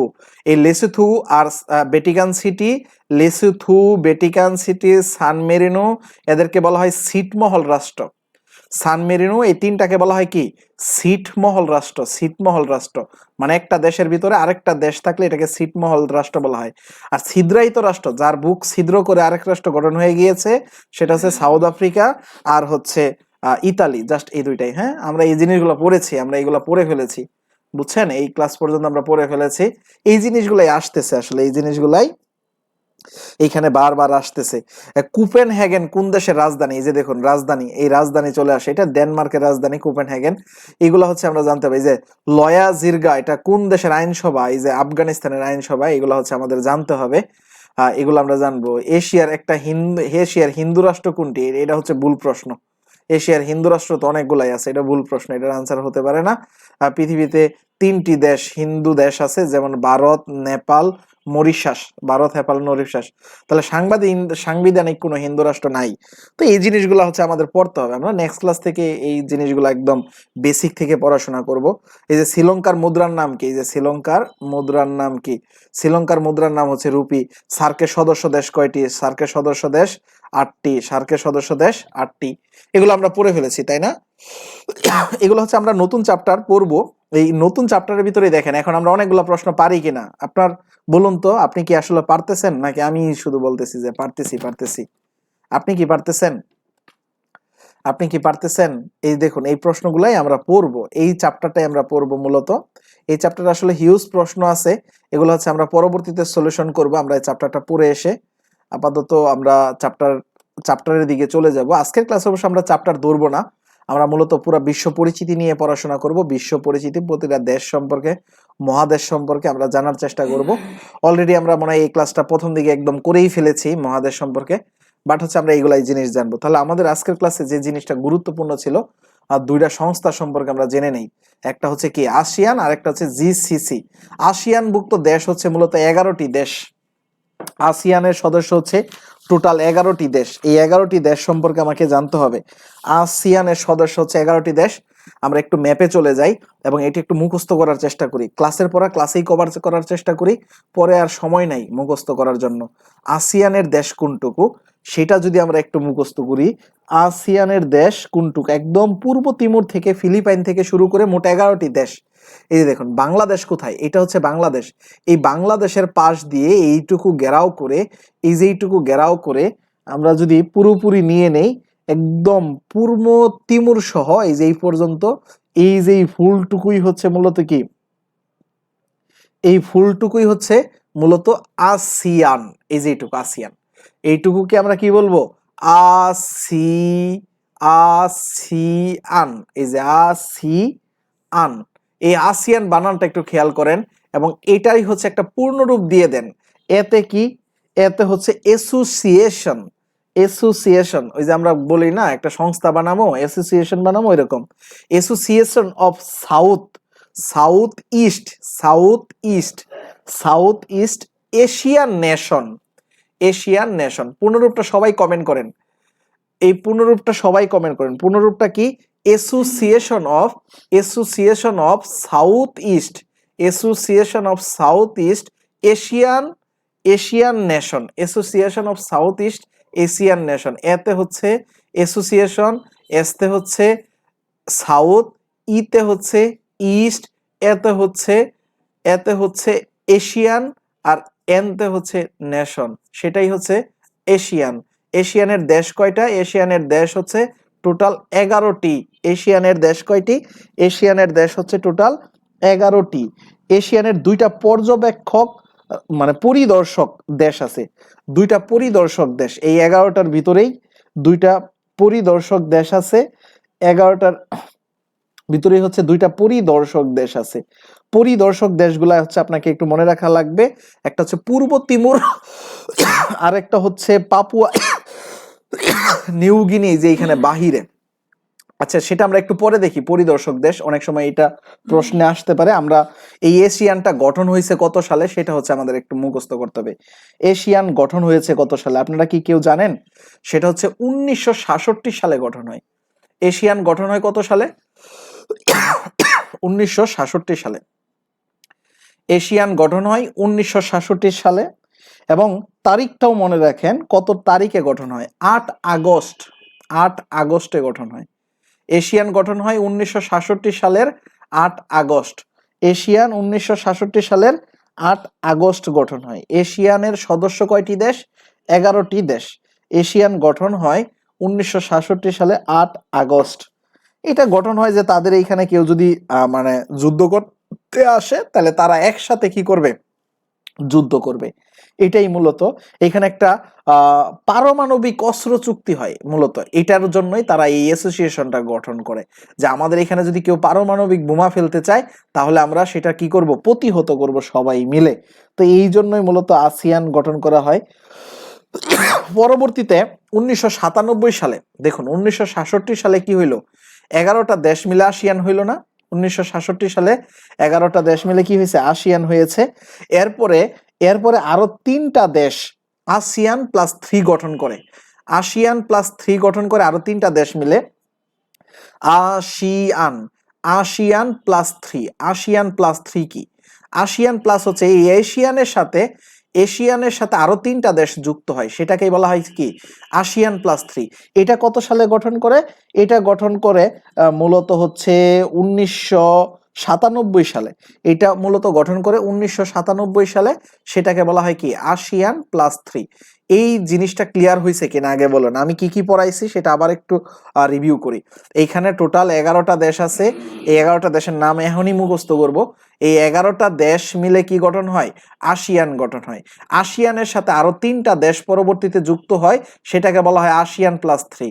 আসিয়ান অর্থাৎ এই 11টা দেশের সাথে যে আরো 3টা দেশ যুক্ত হয়, সেই 3টা দেশ কারা কারা, এই যে চীন, চীন, জাপান, জাপান আর হচ্ছে দক্ষিণ কোরিয়া। এই চীন, জাপান, দক্ষিণ কোরিয়া এই 3টা দেশ আরো গঠন করা হয়, নতুন যুক্ত হয়। আমি আবার রিভিউ দিচ্ছি, আবার বলতেছি, আপনি মুখস্থ করুন। এই আসিয়ানের 11টা দেশ, এই আসিয়ানের 11, এই 11-র সাথে আরো 3টা যুক্ত হয়। কে কে? এই যে এইটুকু হচ্ছে চীন, আর এইটুকু হচ্ছে জাপান, আর এইটুকু হচ্ছে দক্ষিণ কোরিয়া। এই 3টা দেশ মিলে গঠন হয় কি আসিয়ান +3। এটা গঠন হয় কত সালে? 1997 সালে। এই আসিয়ান +3 গঠন হয় 1997 সালে, আর আসিয়ান গঠন হয় 1966 সালে। আসিয়ান গঠন হয় 1966 সালের 8 আগস্ট। 8 আগস্ট। এইটুকু ক্লিয়ার সবাই? সবাই যদি এইটুকু ক্লিয়ার থাকেন, এইগুলা কমেন্ট করে ফেলেন, তাহলে আপনার মুখস্থ হয়ে যাবে। আসিয়ান +3 গঠন হয় 1997 সালে, আর আসিয়ান গঠন হয় 1966 সালে, এবং আসিয়ান গঠন হয় 8 আগস্ট। আসিয়ানের দেশ হচ্ছে কয়টি? 11টি। আর আসিয়ান +3 হচ্ছে কি? হচ্ছে 97টি। এই আসিয়ানের হচ্ছে 2টা পর্যবেক্ষক রাষ্ট্র আছে। একটা হচ্ছে এই যে এখানে পাপুয়া নিউগিনি, আর একটা হচ্ছে পূর্ব তিমুর। এই 2টা রাষ্ট্র হচ্ছে কি পর্যবেক্ষক রাষ্ট্র। পাপুয়া নিউগিনি মূলত আসিয়ানের সদস্য না, তারপরে হচ্ছে সে কি পর্যবেক্ষক রাষ্ট্র হিসাবে রাখা হয়েছে। কিন্তু হচ্ছে ওই পূর্ব তিমুর কিন্তু ঠিকই আবার আসিয়ানের সদস্য আছে। যাই হোক, ওটা আমরা একটু পরেই দেখতেছি। তাহলে আমরা এইটুকু বুঝলাম, তাই না? এইটুকু বুঝলাম। আচ্ছা, এখন হচ্ছে এইখানে আমরা এইটুকু যদি বুঝে ফেলি, এইটুকু যদি আমাদের ক্লিয়ার হয়ে থাকে, তাহলে হচ্ছে আমরা কি করব? এইটুকু যদি আমাদের ক্লিয়ার হয়ে থাকে, এখন হচ্ছে আমরা আসিয়ানটা মুখস্থ করার চেষ্টা করব। এইটুকু ক্লিয়ার হলে আমাদের আসিয়ানের দেশ কোন কোন দেশ, এটা হচ্ছে আমরা ম্যাপ দেখে একটু মুখস্থ করব। আসিয়ানের দেশ কোনগুলো, এই আসিয়ানের দেশগুলো হচ্ছে আমরা একটু মুখস্থ করার চেষ্টা করব। এখন দেখুন, আসিয়ানের দেশগুলো আপনাকে একটু মুখস্থ করতে হবে। এই যে এইখানে আমরা একটু এত বেশি জুম করলে আসলে বোঝা কষ্ট হবে, আমি একটু জুম আউট করে দেই, তাহলে এই যে এইখানে আমরা পেয়ে যাব। দেখুন, আসিয়ানের দেশগুলো আমরা এইখান থেকে মুখস্থ করব। আসিয়ানের দেশগুলো আমরা কি করব? এইখান থেকে মুখস্থ করব। আসিয়ানের দেশগুলো এইখান থেকে মুখস্থ আমরা করব। দেখুন, প্রথমেই যদি আমরা মুখস্থ করি, দেখুন এইখান থেকে আমাদের একটু মুখস্থ করে ফেলতে হবে। এখনই মুখস্থ করবেন, পরে আর সময় নাই যে আপনি পরে মুখস্থ করবেন, সেগুলো থেকে বের হয়ে আসুন। এই যে দেখুন, আসিয়ানের দেশ কোনটুকু? এই জায়গা থেকে শুরু করে, এই জায়গা থেকে শুরু করে, এই যে জায়গা থেকে শুরু করে এই জায়গা পর্যন্ত। এইখানে দেখুন মিয়ানমার আছে, মিয়ানমার। প্রথমে আমরা পড়লাম কি মিয়ানমার, তারপরে কি লাওস, তারপরে কি Thailand. Myanmar, Laos, Thailand, Vietnam, Vietnam, Cambodia, Cambodia, Malaysia, Malaysia, Singapore, Malaysia, Singapore. তারপর হচ্ছে এই যে ইন্দোনেশিয়া, ইন্দোনেশিয়া। এখানে আছে কি পূর্ব তিমুর, এখানে এটা দেখা যাচ্ছে না, জুম করলে দেখা যাবে, পূর্ব তিমুর। আর এটা হচ্ছে কি ফিলিপিন্স, ফিলিপিন্স অর্থাৎ ফিলিপাইন যেটা বলতে পারি। আর এখানে আছে ব্রুনাই, ব্রুনাই, ব্রুনাইটাও আমাদের শিখতে হবে। আচ্ছা, আমরা এখানে কয়েকটা দেশ দেখা যাচ্ছে না, ওইটাও আমাদের জানতে হবে। তাহলে আমরা যদি এইখানে টোটাল 11টা দেশের নাম মুখস্থ করতে চাই, একটা হচ্ছে মিয়ানমার, লাওস, থাইল্যান্ড, কয়টা গেল? 3টা। তারপরে ভিয়েতনাম, কম্বোডিয়া, মালয়েশিয়া, কয়টা গেল? 6টা। 7টা। পরে এই যে 8টা, 9টা, 10টা। আর এই যে এইদিকে আছে কি, এই যে উপরের দিকে এইদিকে আছে ব্রুনাই, ব্রুনাই আছে। এই ব্রুনাইও জানতে হবে, পূর্ব তিমুরও জানতে হবে। এই দুইটা দেশ একটু ছোট তো, তাই দেখা যাচ্ছে না, বুঝছেন? তাহলে দেখুন, এই হচ্ছে 11টা দেশ। আপনি একটু মুখস্থ করুন। এইখানে দেখুন, Malaysia, Laos, Thailand, Vietnam, Cambodia, পরে হচ্ছে মালয়েশিয়া, সিঙ্গাপুর, ইন্দোনেশিয়া, ফিলিপাইন্স, পূর্ব তিমুর, আর হচ্ছে ব্রুনাই। এই যেদিকে ব্রুনাই আছে, পূর্ব তিমুর, ব্রুনাই। ব্রুনাইটা দেখা যাচ্ছে না আর কি, বুঝছেন? তাহলে হচ্ছে এই টোটাল 11টা দেশ মিলে কি এশিয়ান, আসিয়ান, আসিয়ানও বলতে পারেন, এশিয়ানও বলতে পারেন, দুইটাই রাইট। আসিয়ান বলবেন, আসিয়ান। আচ্ছা, আবার বলি, Myanmar, Laos, Thailand, Vietnam, Cambodia, Malaysia, Singapore, Philippines, Indonesia, পূর্ব তিমুর, তারপর হচ্ছে ব্রুনাই। পূর্ব তিমুর, ব্রুনাই, এই হচ্ছে মূলত হচ্ছে আপনার দেশগুলো। এই দেশগুলোই হচ্ছে মূলত কি এশিয়ানের সদস্য, পূর্ব তিমুর, ব্রুনাই। সবাই একটু কমেন্ট করে ফেলুন, সবাই একটু কমেন্ট করে ফেলুন এই জিনিসগুলো, আপনি নামগুলা একটু কমেন্ট করে ফেলুন। নামগুলা কমেন্ট না করলে আপনার মনে থাকবে না। এখন দেখুন, আপনাকে আমি আরো ইনফরমেশন দিতেছি, যেটা আপনার জন্য কঠিন হয়ে যাবে, বাট আমাকে দিতে হবে এই ক্লাসেই। কারণ হচ্ছে না দিলে হচ্ছে আপনি এগুলা শিখতে পারবেন না, এখন মুখস্থ করতে হবে। দেখুন, মায়ানমারের হচ্ছে আপনার রাজধানীর নাম কি, এটা হচ্ছে আপনি একটু বলুন। মায়ানমারের অর্থাৎ রাজধানীর নাম কি? মায়ানমারকে আমরা মূলত বার্মা হিসাবে চিনি অনেকেই। মিয়ানমারের রাজধানীর নাম কি? মিয়ানমারের রাজধানীর নাম হচ্ছে নাইপিদু। এটা হচ্ছে মিয়ানমারের রাজধানীর নাম কি? নাইপিদু, নাইপিদু। এটা একটু মুখস্থ করে ফেলুন। মিয়ানমারের রাজধানীর নাম হচ্ছে নাইপিদু। মিয়ানমারের রাজধানীর নাম কি? নাইপিদু, নাইপিদু। মিয়ানমারের রাজধানীর নাম হচ্ছে নাইপিদু। মিয়ানমারের রাজধানীর নাম কি? নাইপিদু। এটা মুখস্থ করতে হবে। তাহলে মিয়ানমার হচ্ছে আসিয়ানের সদস্য, মিয়ানমারের রাজধানীর নাম কি? নাইপিদু। তারপরে আপনি মুখস্থ করুন লাওস। লাওসের আহ, আহ, রাজধানীর নাম কি? বিয়েনতিয়েন। লাওসের রাজধানীর নাম হচ্ছে বিয়েনতিয়েন। লাওসের রাজধানীর নাম হচ্ছে বিয়েনতিয়েন। সবাই আমার সাথে সাথে কমেন্ট করেন, তাহলে যদি মুখস্থ হয়। লাওসের রাজধানীর নাম হচ্ছে বিয়েনতিয়েন।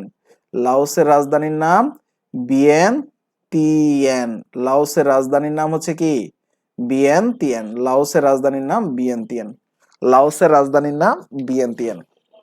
আচ্ছা, তাহলে আমরা দুইটা রাজধানীর নাম মুখস্থ করে ফেলেছি। মালয়েশিয়ার রাজধানীর নাম নাইপিদু, আর লাওসের রাজধানীর নাম কি? বিয়েনতিয়েন। এরপরে আসি আমরা থাইল্যান্ড। থাইল্যান্ডের রাজধানীর নাম সবাই জানি, তাই না? থাইল্যান্ডের রাজধানীর নাম এমন কেউ আসি জানি না? এমন কেউ আসি কি? থাইল্যান্ডের রাজধানীর নাম কি? আমরা সবাই বলি না, বউ নিয়ে বেড়াইতে যাব ব্যাংকক, থাইল্যান্ড থেকে ঘুরে আসব। খুবই সুন্দর একটা জায়গা। থাইল্যান্ডের রাজধানীর নাম হচ্ছে কি? ব্যাংকক। যারা বিয়ে করবেন অন্তত অল্প কিছু টাকা হইলেই ব্যাংকক থেকে ঘুরে আসতে পারবেন। হ্যাঁ, এই যে যে ভাই বিয়ে করেছেন, আপনি হচ্ছে এই ব্যাংকক চলে যান। হ্যাঁ, ব্যাংকক চলে যান, পড়াশোনা পরে করবেন, আগে ব্যাংকক থেকে ঘুরে আসেন। তাইলে হচ্ছে তিনটা রাজধানীর নাম আমরা মুখস্থ করলাম কিনা? মায়ানমারের রাজধানীর নাম নাইপিদু, লাওসের রাজধানীর নাম ভিয়েনতিয়ান, আর থাইল্যান্ডের রাজধানীর নাম ব্যাংকক। এই তিনটা রাজধানী আমরা হচ্ছে অলরেডি মুখস্থ করে ফেলেছি, তাই তো নাকি? এই তিনটা রাজধানীতে কি কারো কোনো ঝামেলা আছে? এই তিনটা রাজধানী নিয়ে কারো কোনো সমস্যা আছে? আমরা তিনটা রাজধানী কিন্তু অলরেডি মুখস্থ করে ফেলেছি। এরপরে যদি আমরা চলে যাই, ভিয়েতনাম। এই ভিয়েতনামের রাজধানীর নাম কি? হ্যানয়। ভিয়েতনামের রাজধানীর নাম হচ্ছে হ্যানয়। তাহলে আমাদের এই ভিয়েতনামটা শিখতে হবে। হ্যাঁ, ভিয়েতনামের রাজধানীর নাম হচ্ছে কি? হ্যানয়। তাহলে দেখুন, এই রাজধানীর নামগুলা কিন্তু মুখস্থ রাখা আপনার জন্য এখন কঠিন হয়ে যাবে, বাট আপনি মুখস্থ করে ফেলুন। মায়ানমারের রাজধানীর নাম হচ্ছে নাইপিদু। লাওসের রাজধানীর নাম হচ্ছে ভিয়েনতিয়ান। তারপরে আপনি থাইল্যান্ডের রাজধানীর নাম হচ্ছে ব্যাংকক। তারপরে হচ্ছে আপনি ভিয়েতনামের রাজধানীর নাম হচ্ছে হ্যানয়। তারপরে কম্বোডিয়ার রাজধানীর নাম কি? নমপেন। এটা কিন্তু খুবই গুরুত্বপূর্ণ, পরীক্ষায় আসে। কম্বোডিয়ার রাজধানীর নাম কি? নমপেন। এটা আপনি লিখে ফেলুন, নমপেন। কম্বোডিয়ার রাজধানীর নাম নমপেন। এরপরে আপনি চলে যান মালয়েশিয়ার রাজধানীর নাম আমরা সবাই জানি। দুইটা রাজধানী মালয়েশিয়ার, একটা সাংবিধানিক রাজধানী আর একটা হচ্ছে প্রশাসনিক রাজধানী। সংবিধানে যে রাজধানীর আছে সেটা হচ্ছে কুয়ালালামপুর, এটা আমরা সবাই জানি। মালয়েশিয়ার রাজধানীর নাম কি? কুয়ালালামপুর। বাট প্রশাসনিক রাজধানীর নাম হচ্ছে পুত্রজয়া। তাহলে মালয়েশিয়ার রাজধানীর নাম কয়টা? দুইটা, সাংবিধানিক এবং হচ্ছে প্রশাসনিক। পুত্রজয়া। এটা একটু মুখস্থ করে ফেলুন, রাজধানী আপনাকে মুখস্থ করতে হবে। এরপরে সিঙ্গাপুরের রাজধানীর নাম কি? Singapore city. এটা সহজ আছে, তাই না? সিঙ্গাপুরের রাজধানীর নাম হচ্ছে সিঙ্গাপুর সিটি। তারপরে আসি হচ্ছে ইন্দোনেশিয়ার রাজধানীর নাম কি? ইন্দোনেশিয়ার রাজধানীর নাম হচ্ছে নুসান্তারা। ইন্দোনেশিয়ার রাজধানীর নাম হচ্ছে নুসান্তারা। মনে হয় সবার কাছে একটু বোরিং লাগতেছে, কারণ হচ্ছে আসলে এগুলা খুব কঠিন রাজধানীর নাম মনে রাখা। পূর্ব তিমুরের রাজধানীর নাম কি? পূর্ব তিমুরের রাজধানীর নাম হচ্ছে দিলি। পূর্ব তিমুরের রাজধানীর নাম হচ্ছে দিলি। ব্রুনাইয়ের রাজধানীর নাম হচ্ছে কি? বন্দরসেরি। ব্রুনাই বন্দরসেরি। হ্যাঁ, আচ্ছা, তাহলে আপনার বাড়ির কাজ হচ্ছে এই রাজধানীর নামগুলো একটু মুখস্থ করা। পরবর্তীতে আমি পার্লামেন্টের নামগুলো বলে দেব। এখন আপাতত দুইটা কাজ, রাজধানী এবং দেশের নাম মুখস্থ করা। তাহলে আপনি বলুন তো, কয়টা দেশ মিলে আসিয়ান গঠিত হয়েছে? 11টা দেশ। এই 11টা দেশের নাম কি কি? Myanmar, Laos, Thailand, Vietnam, Cambodia, Malaysia, Singapore, Indonesia, Philippine, তারপর হচ্ছে ব্রুনেই, তারপর হচ্ছে পূর্ব তিমুর। এগুলা হচ্ছে কি? মালয়েশিয়ার বা মানে হচ্ছে আসিয়ানের সদস্য। ওকে, এইটুকু নিয়ে আর আশা করি কারো কোনো প্রবলেম নাই, তাই তো নাকি? এইটুকু নিয়ে কি কারো কোনো প্রবলেম আছে? আশা করি এইটুকু নিয়ে কারো কোনো প্রবলেম নাই। তো এইটুকু হচ্ছে আমরা সবাই ক্লিয়ার। ওকে, এইটুকু আশা করি আমরা সবাই ক্লিয়ার। এরপরে তিনটা দেশ কি হয়েছিল আসিয়ানের সাথে 1997 সালে যুক্ত হয়েছে, এই যে একটা চীন, আর একটা হচ্ছে সাউথ কোরিয়া, আর একটা হচ্ছে কি এই যে এইখানে এটা জাপান। হ্যাঁ, এই তিনটা দেশ কি হয়েছে আরো যুক্ত হয়েছে। তাহলে এই তিনটা দেশের রাজধানীও কিন্তু আমাদের মুখস্থ করে ফেলতে হবে, এই তিনটা দেশের রাজধানীও আমাদের মুখস্থ করে ফেলতে হবে। জাপানেরটা আমরা সবাই জানি টোকিও, চীনেরটাও আমরা সবাই জানি বেইজিং। জাপান কি? টোকিও। চীন কি? বেইজিং। এখন আপনি বলেন দক্ষিণ কোরিয়ার রাজধানীর নাম কি? দক্ষিণ কোরিয়ার রাজধানীর নাম কেউ জানেন? সেটা হচ্ছে সিউল। দক্ষিণ কোরিয়ার রাজধানীর নাম সিউল। তাহলে সবার বাড়ির কাজ হচ্ছে রাজধানীর নামগুলা মুখস্থ করা এইগুলা। হ্যাঁ, তারপর হচ্ছে ফিলিপাইন্স। ফিলিপাইন্সের রাজধানীর নাম কি? ফিলিপাইন্স বা ফিলিপাইন, মেনিলা। এটা কিন্তু খুবই গুরুত্বপূর্ণ, লাস্ট, এই জন্য আমরা লাস্টেরটা এটা পড়লাম। ফিলিপাইনের রাজধানীর নাম হচ্ছে মেনিলা, এই যে এখানে মেনিলা শহর আছে এই জায়গাটাতে। তাহলে ফিলিপাইনের রাজধানীর নাম হচ্ছে মেনিলা। মেনিলা, এটা আমরা মুখস্থ করব। হ্যাঁ, ফিলিপাইনের রাজধানীর নাম কি? মেনিলা। ফিলিপাইন মেনিলা, সবাই কমেন্ট করে ফেলুন ফিলিপাইন মেনিলা, এবং এটা মুখস্থ করুন। আজকে ঘুমের মাঝখানে এই ফিলিপাইন মেনিলা স্বপ্ন দেখবেন। হ্যাঁ, এটা মুখস্থ রাখবেন, এটা মুখস্থ করতে হবে, ফিলিপাইন মেনিলা। তাহলে আমি এখানে দেশগুলোর নাম বলতেছি, আবার মুখস্থ করে ফেলুন। Myanmar, Laos, Thailand, Vietnam, Cambodia, Malaysia, Singapore, Indonesia, পূর্ব তিমুর, ফিলিপাইন, ব্রুনেই। এই 11টা দেশ মিলে কি হয়েছে? 11টা দেশ মিলে আসিয়ান হয়েছে। আসিয়ান হয়েছে কত সালে? 8 আগস্ট 1967 সালে, এবং আসিয়ানের সাথে 3 যুক্ত হয়েছে 1997 সালে। আসিয়ানের সাথে 3 যুক্ত হয়ে গেছে 1997 সালে। তাহলে এইটুকুনি, আর কারো কোনো প্রবলেম নাই আশা করি। এখন যদি আমরা আসিয়ানটা একটু গুগল ম্যাপে, আমরা হচ্ছে না গুগলে গিয়ে দেখি, আমরা ASEAN Wikipedia, ASEAN, ASEAN wiki, আচ্ছা আসিয়ান এইখানেই আছে, আসিয়ানেরই ওয়েবসাইট আছে মনে হয় মেবি। না, আসিয়ান উইকিপিডিয়াতে চলে যাবো আমরা, আসিয়ান উইকিপিডিয়া থেকে পড়বো। আসিয়ান উইকিপিডিয়া বা আসিয়ান পোর্টাল থেকেও আপনি পড়তে পারেন, কোনো সমস্যা নাই। বাট আমরা উইকিপিডিয়া থেকেও পড়তে পারি, যে কোনো একটা জায়গা থেকে পড়লেই হলো। এই দেখুন, এটা হচ্ছে আসিয়ান। আসিয়ানের সদর দপ্তর কোথায়? এটাতে প্রথম মেইন জিনিসটাই তো আমি বলি নাই। হ্যাঁ, উইকিপিডিয়াতে না আসলে তো এটা মিস হয়ে যেত। আসিয়ান হচ্ছে এই যে এইটুকু দেশ মিলে আসিয়ান। আসিয়ানের হচ্ছে সদর দপ্তর কোথায়? খুবই খুবই গুরুত্বপূর্ণ। আসিয়ানের সদর দপ্তর জার্কাতা। জার্কাতা, ইন্দোনেশিয়ার জার্কাতা শহরে আসিয়ার সদর দপ্তর। ইন্দোনেশিয়া কোনটুকু? এই যে এখানে অনেকগুলা দ্বীপ মিলে যেটা হয়েছে সেটাই হচ্ছে ইন্দোনেশিয়া।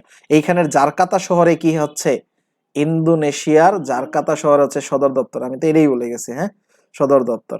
আচ্ছা, সদস্য দেশ এইখানে 10 আর 2 12 কেন দেখাচ্ছে? আচ্ছা, সদস্য দেশ 11টি। হ্যাঁ, এটা হচ্ছে এইখানে যেটাই দেখাক, সদস্য দেশ 10 আর 2, পরিদর্শক দেশ 12টি দেখাচ্ছে।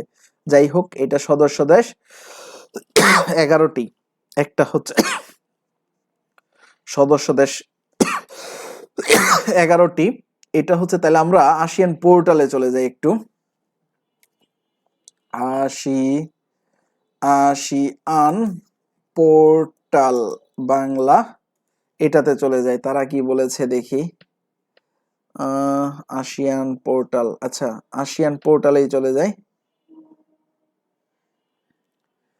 এগুলা হচ্ছে হিউজ, মানে আপডেট হয়ে যায়, তো এই জন্য গুগল থেকে পড়তে হবে। দেখা যাচ্ছে আমি একটা জানতেছি, বাট ওইটা আপডেট হয়ে যেতে পারে। হ্যাঁ, এইখানে পোর্টালে আসলে অনেক কিছু পাওয়া যেতে পারে, সমস্যা নাই। আপনার 11টি দাগাবেন, আসিয়ানের দেশ হচ্ছে 11টি, জাস্ট এটাই আপনি দাগাবেন। হ্যাঁ, আসিয়ানের দেশ 11টি, পরিদর্শক দেশ 2টা, এটাও ঠিক আছে, এটাও দাগাবেন। হ্যাঁ, আসিয়ানের দেশ 11টি, এটাই দাগাবেন। আচ্ছা, যাই হোক, এইটা হচ্ছে তারা মনে হয় আপডেট করে নাই নাকি পরের তথ্য। যাই হোক, আপডেট না করলে নাই। দেখুন, এটা প্রতিষ্ঠিত হয় কত সালে এবং সনদ দিছে কত সালে, দুইটাই দাগাবেন, দুইটাই ইম্পর্টেন্ট। আসিয়ান ঘোষণা হয় 8 আগস্ট 1967 এবং সনদ দেয় 16 ডিসেম্বর 2008। 16 ডিসেম্বর 2008 এটা সনদ দেয়। আসিয়ানের টোটাল জনসংখ্যা, জিডিপি, এগুলো আপাতত দরকার নাই, এগুলো রিটেনের জন্য পড়াশোনা। আসিয়ান সম্পর্কে যখন বিস্তারিত বলে কাউকে, তখন হচ্ছে রিটেনের জন্য এই পড়াশোনাগুলো হয়। তাহলে আপনি আসিয়ান থেকে আপাতত ওইটুকুই জানেন, আর কিছু জানার দরকার নাই, খুবই গুরুত্বপূর্ণ জিনিস। হ্যাঁ, আসিয়ানের টোটাল 10 ধরনের মুদ্রা চলে। আসিয়ানের ডিরেক্ট ওয়েবসাইট হচ্ছে এটা। আসিয়ানের আর তেমন কিছু জানার দরকার নাই এইখান থেকে। তারপরে হচ্ছে আসিয়ানের এই যে এইখানে দেশগুলা দেওয়া আছে দেখুন, একদম ই করে ম্যাপ করে, আমরা যেটা ম্যাপ থেকে শিখে এসেছি। হ্যাঁ, এই যে পূর্ব তিমুর এবং পাপুয়া নিউগিনি, এটা হচ্ছে দুইটা দেশ কি পরিদর্শক দেশ, মানে এদেরকে দর্শন করতেছে এখনো, বাট মানে পূর্ব তিমুরকে কিন্তু সদস্য করে নিয়েছে অলরেডি আসিয়ার। তাহলে এই জিনিসগুলাই হচ্ছে আমরা এখান থেকে দেখলাম, আর তেমন কিছু দেখার দরকার নাই। এখন হচ্ছে আমাদের G8 দেখতে হবে। আমরা যদি এখানে G8 দেখে ফেলি, তাহলে না GCC দেখে ফেলি, GCC G8 না, G8 হচ্ছে আরেকটা ক্লাস। আমরা GCC যদি দেখে ফেলি তাহলে হচ্ছে আমাদের এই কোর্স মানে এই ক্লাসটা শেষ হয়ে যাবে। এবং এই GCC খুবই গুরুত্বপূর্ণ বর্তমান সময়ে। আপনারা যারা এখন পর্যন্ত ক্লাসে আছেন, GCCটা অন্তত মুখস্থ করে ফেলেন। GCC খুবই গুরুত্বপূর্ণ। মাত্র 6টা দেশ নিয়ে GCC গঠন করা হয়, মাত্র 6টা দেশ। 6টা দেশ কি কি? এই যে দেখুন, এই যে এখানে পার্সিয়ান গালফ। পার্সিয়ান গালফ মানে কি? পারস্য উপসাগর। এটা তেলের খনি বলা যেতে পারে, পারস্য উপসাগর না বলে বলতে পারেন তেলের সাগর, পারস্য উপসাগর। পার্সিয়ান গালফ, পারস্য উপসাগর। এই যে পারস্য উপসাগর, পারস্য উপসাগরের দেশগুলোর নাম কি কি? এইখানে দেখুন, ইরান, ইরান, এই যে এখানে কুয়েত, তারপরে এখানে আছে বাহরাইন, এই যে দেখুন কাতার, ইউনাইটেড আরব আমিরাত অর্থাৎ সংযুক্ত আরব আমিরাত, এই যে এখানে দেখুন ওমান, এইখানে দেখুন সৌদি আরব। এই দেশগুলো আছে, একটা, দুইটা, তিনটা, চারটা, পাঁচটা, ছয়টা, 7টা দেশ আছে। হ্যাঁ, টোটালি এইখানে। এর মাঝখানে এই 7টা দেশের মধ্যে এই যে ইরানটাকে বাদ দেওয়া হয়েছে, ইরানটাকে বাদ দেওয়া হয়েছে। কারণ এই পারস্য উপসাগরে ইরান থাকলেও ইরান রে তেলের খনি বলা যাচ্ছে না। তেলের খনি হচ্ছে এরা, তেল আছে প্রচুর পরিমাণে, জ্বালানি আছে এদের ভিতরে, প্রচুর তেল আছে। তাহলে এই পারস্য উপসাগরের তীরে এই দেশগুলো আছে, টোটালি 7টা দেশ আছে। 7টা দেশের ভিতরে ইরানকে বাদ দিলে যে 6টা দেশ পাওয়া যায়, এই 6টা দেশ মিলেই মূলত কি গঠন করে? জিসিসি গঠন করে। এই 6টা দেশ মিলেই মূলত জিসিসি গঠন করে, এই 6টা দেশ। তাহলে এই 6টা দেশ মিলে কত সালে জিসিসি গঠন করে? 1981 সালে, 1981 সালে জিসিসি গঠন করে এই 6টা দেশ মিলে। মনে থাকবে, এই 6টা দেশ মিলে জিসিসি গঠন করে 1981 সালে। এই জিসিসিটা খুবই গুরুত্বপূর্ণ, এই জিসিসি সম্পর্কে আপনাকে জানতে হবে। তাহলে একটু মুখস্থ করুন জিসিসির দেশগুলা কে কে। আপনি এইখানে ম্যাপ দেখেই মুখস্থ করবেন সব সময়। ইউনাইটেড মানে এইখানে সংযুক্ত আরব আমিরাত, এইটুকুই পড়েন, সংযুক্ত আরব আমিরাত, ওমান, ওমান, তারপর হচ্ছে বাহরাইন, কাতার, কুয়েত, সৌদি আরব। এই 6টা দেশ মিলে কি করা হয়? জিসিসি গঠন করা হয়। আপনারে আমি একটা সত্যি কথা বলি, বুঝছেন, বিলিভ করেন আমার কথাটা। এই কথাটা হচ্ছে একদমই রাইট। আপনি যদি ছন্দ দিয়ে মুখস্থ করেন, ছন্দটা আপনার পরীক্ষার হলে মনে থাকবে না। যত ট্যালেন্টেড মানুষই হন না কেন, আপনি আপনি ছন্দ মুখস্থ করলে কোনো সময় মনে থাকবে না। বাট এই যে আমি যে সিস্টেমটা শিখাচ্ছি, এটা হচ্ছে বেস্ট ওয়ে, একদম সবচেয়ে মানে একটা গাদা মানুষের সবচেয়ে ভালো একটা বুদ্ধি। যেমন আমি আমি নিজের সর্বোচ্চ লেভেলের গাদা মনে করি।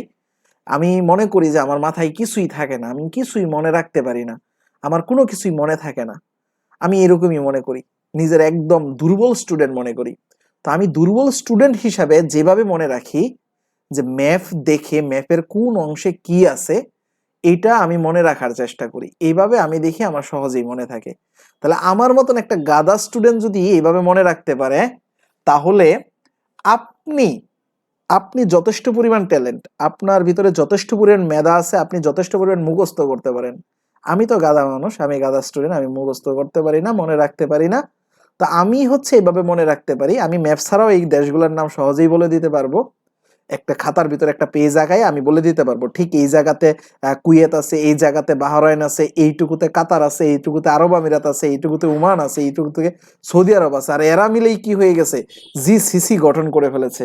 এরা মিলেই জিসিসি গঠন করে ফেলেছে। তো জিসিসিটা কি? জিসিসির পূর্ণরূপটা কি?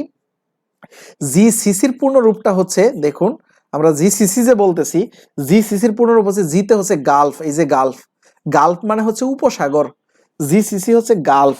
আর হচ্ছে কোঅপারেশন, কোঅপারেশন অর্থাৎ সহযোগী।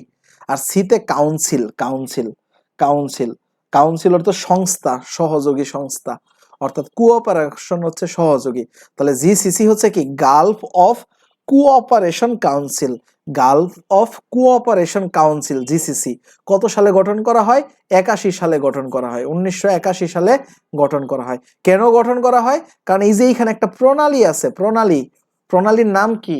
এইখানে একটা প্রণালী আছে হরমুজ প্রণালী, হরমুজ প্রণালী আছে এইখানে একটা। এই হরমুজ প্রণালীতে সমস্যা হয়, ইরানে ঝামেলা করে। এরা তেল বিক্রি করতে চায় কার কাছে? চীন, যুক্তরাষ্ট্র, বাংলাদেশ, ইন্ডিয়া, পাকিস্তান থেকে শুরু করে একদম ইন্দোনেশিয়া যত দেশ আছে, অস্ট্রেলিয়া পর্যন্ত এরা তেল বিক্রি করে। আর এই তেল বিক্রিতে বাধা দেয় কারা?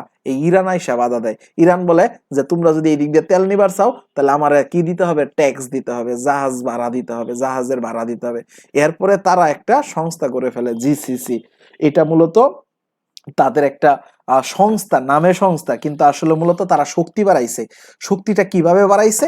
যে ইরান যদি আমাদের কোনো জাহাজরে কখনো আটকানোর চেষ্টা করে, আমরা সবাই মিলা দিও একবারে বইরা।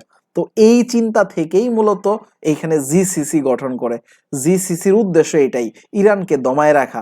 তাহলে পারস্য উপসাগরের দেশ ইরান হইলেও ইরান কেন জিসিসির সদস্য না? বুঝতে পেরেছেন? পারস্য উপসাগরের অন্তর্ভুক্ত দেশ হইল ইরান, ইরান কেন জিসিসির সদস্য না? ইরান কেন জিসিসির সদস্য না? আবার এদিক দিয়ে ইরাক আছে, অনেক দেশই আছে, এরাও কেন জিসিসির সদস্য না? কারণ ওদের তেল নাই। তেল আছে কাদের? এদের। এরাই তেল বিক্রি করার জন্য রাস্তা আছে এই দিক দিয়া। আর এইখানে একটা প্রণালী আছে হরমুজ প্রণালী। এই হরমুজ প্রণালীর আবার পাওয়ার কার কাছে? ইরানের কাছে। এই জন্য ইরান সবসময় এইখানে একটা ভয় দেখায়, এই আমার বাড়ির সামনে দিয়ে গেলে একবার আটকাই দিমু, মানে জাহাজ দিয়া দিতে হইব তোর, বা জাহাজের থেকে আমারে ট্যাক্স দেই। তখন তারা বলে যে আমরা একটা সংস্থা বানাইলাম, আমাদের হচ্ছে শক্তি বাইরে গেছে, তুমি যদি এখন বেশি মাতবরি করো তোমার এই হরমুজ প্রণালী আমি দখল করে নেব। তাইলে হরমুজ প্রণালী কোথায় আছে সেটা আপনি একটু মুখস্থ করে ফেলুন। পৃথিবীর বাণিজ্যের প্রায় 40% বাণিজ্য এই হরমুজ প্রণালীর উপর দিয়েই হয়। হরমুজ প্রণালীটা কোথায় আছে? এই যে ঠিক এই যে জায়গায়, এই যে দেখুন স্ট্রেট অফ হরমুজ, এই যে দেখুন স্ট্রেট অফ হরমুজ।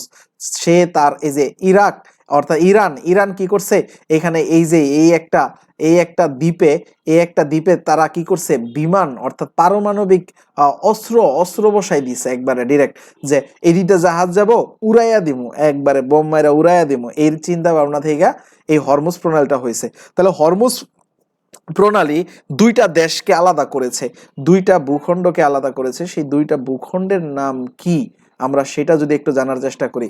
হরমুজ প্রণালী দুইটা দেশকে আলাদা করেছে, একটা হচ্ছে ইরান আর একটা হচ্ছে কি সংযুক্ত আরব আমিরাত।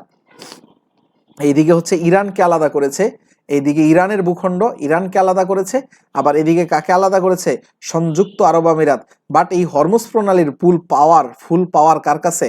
ফুল পাওয়ার হচ্ছে ইরানের কাছে। ইরান এটাকে নিয়ন্ত্রণ করে এবং দুইটা উপসাগরকে একত্র করে দিয়েছে। একটা হচ্ছে পারস্য উপসাগর আর একটা হচ্ছে কি ওমান উপসাগর।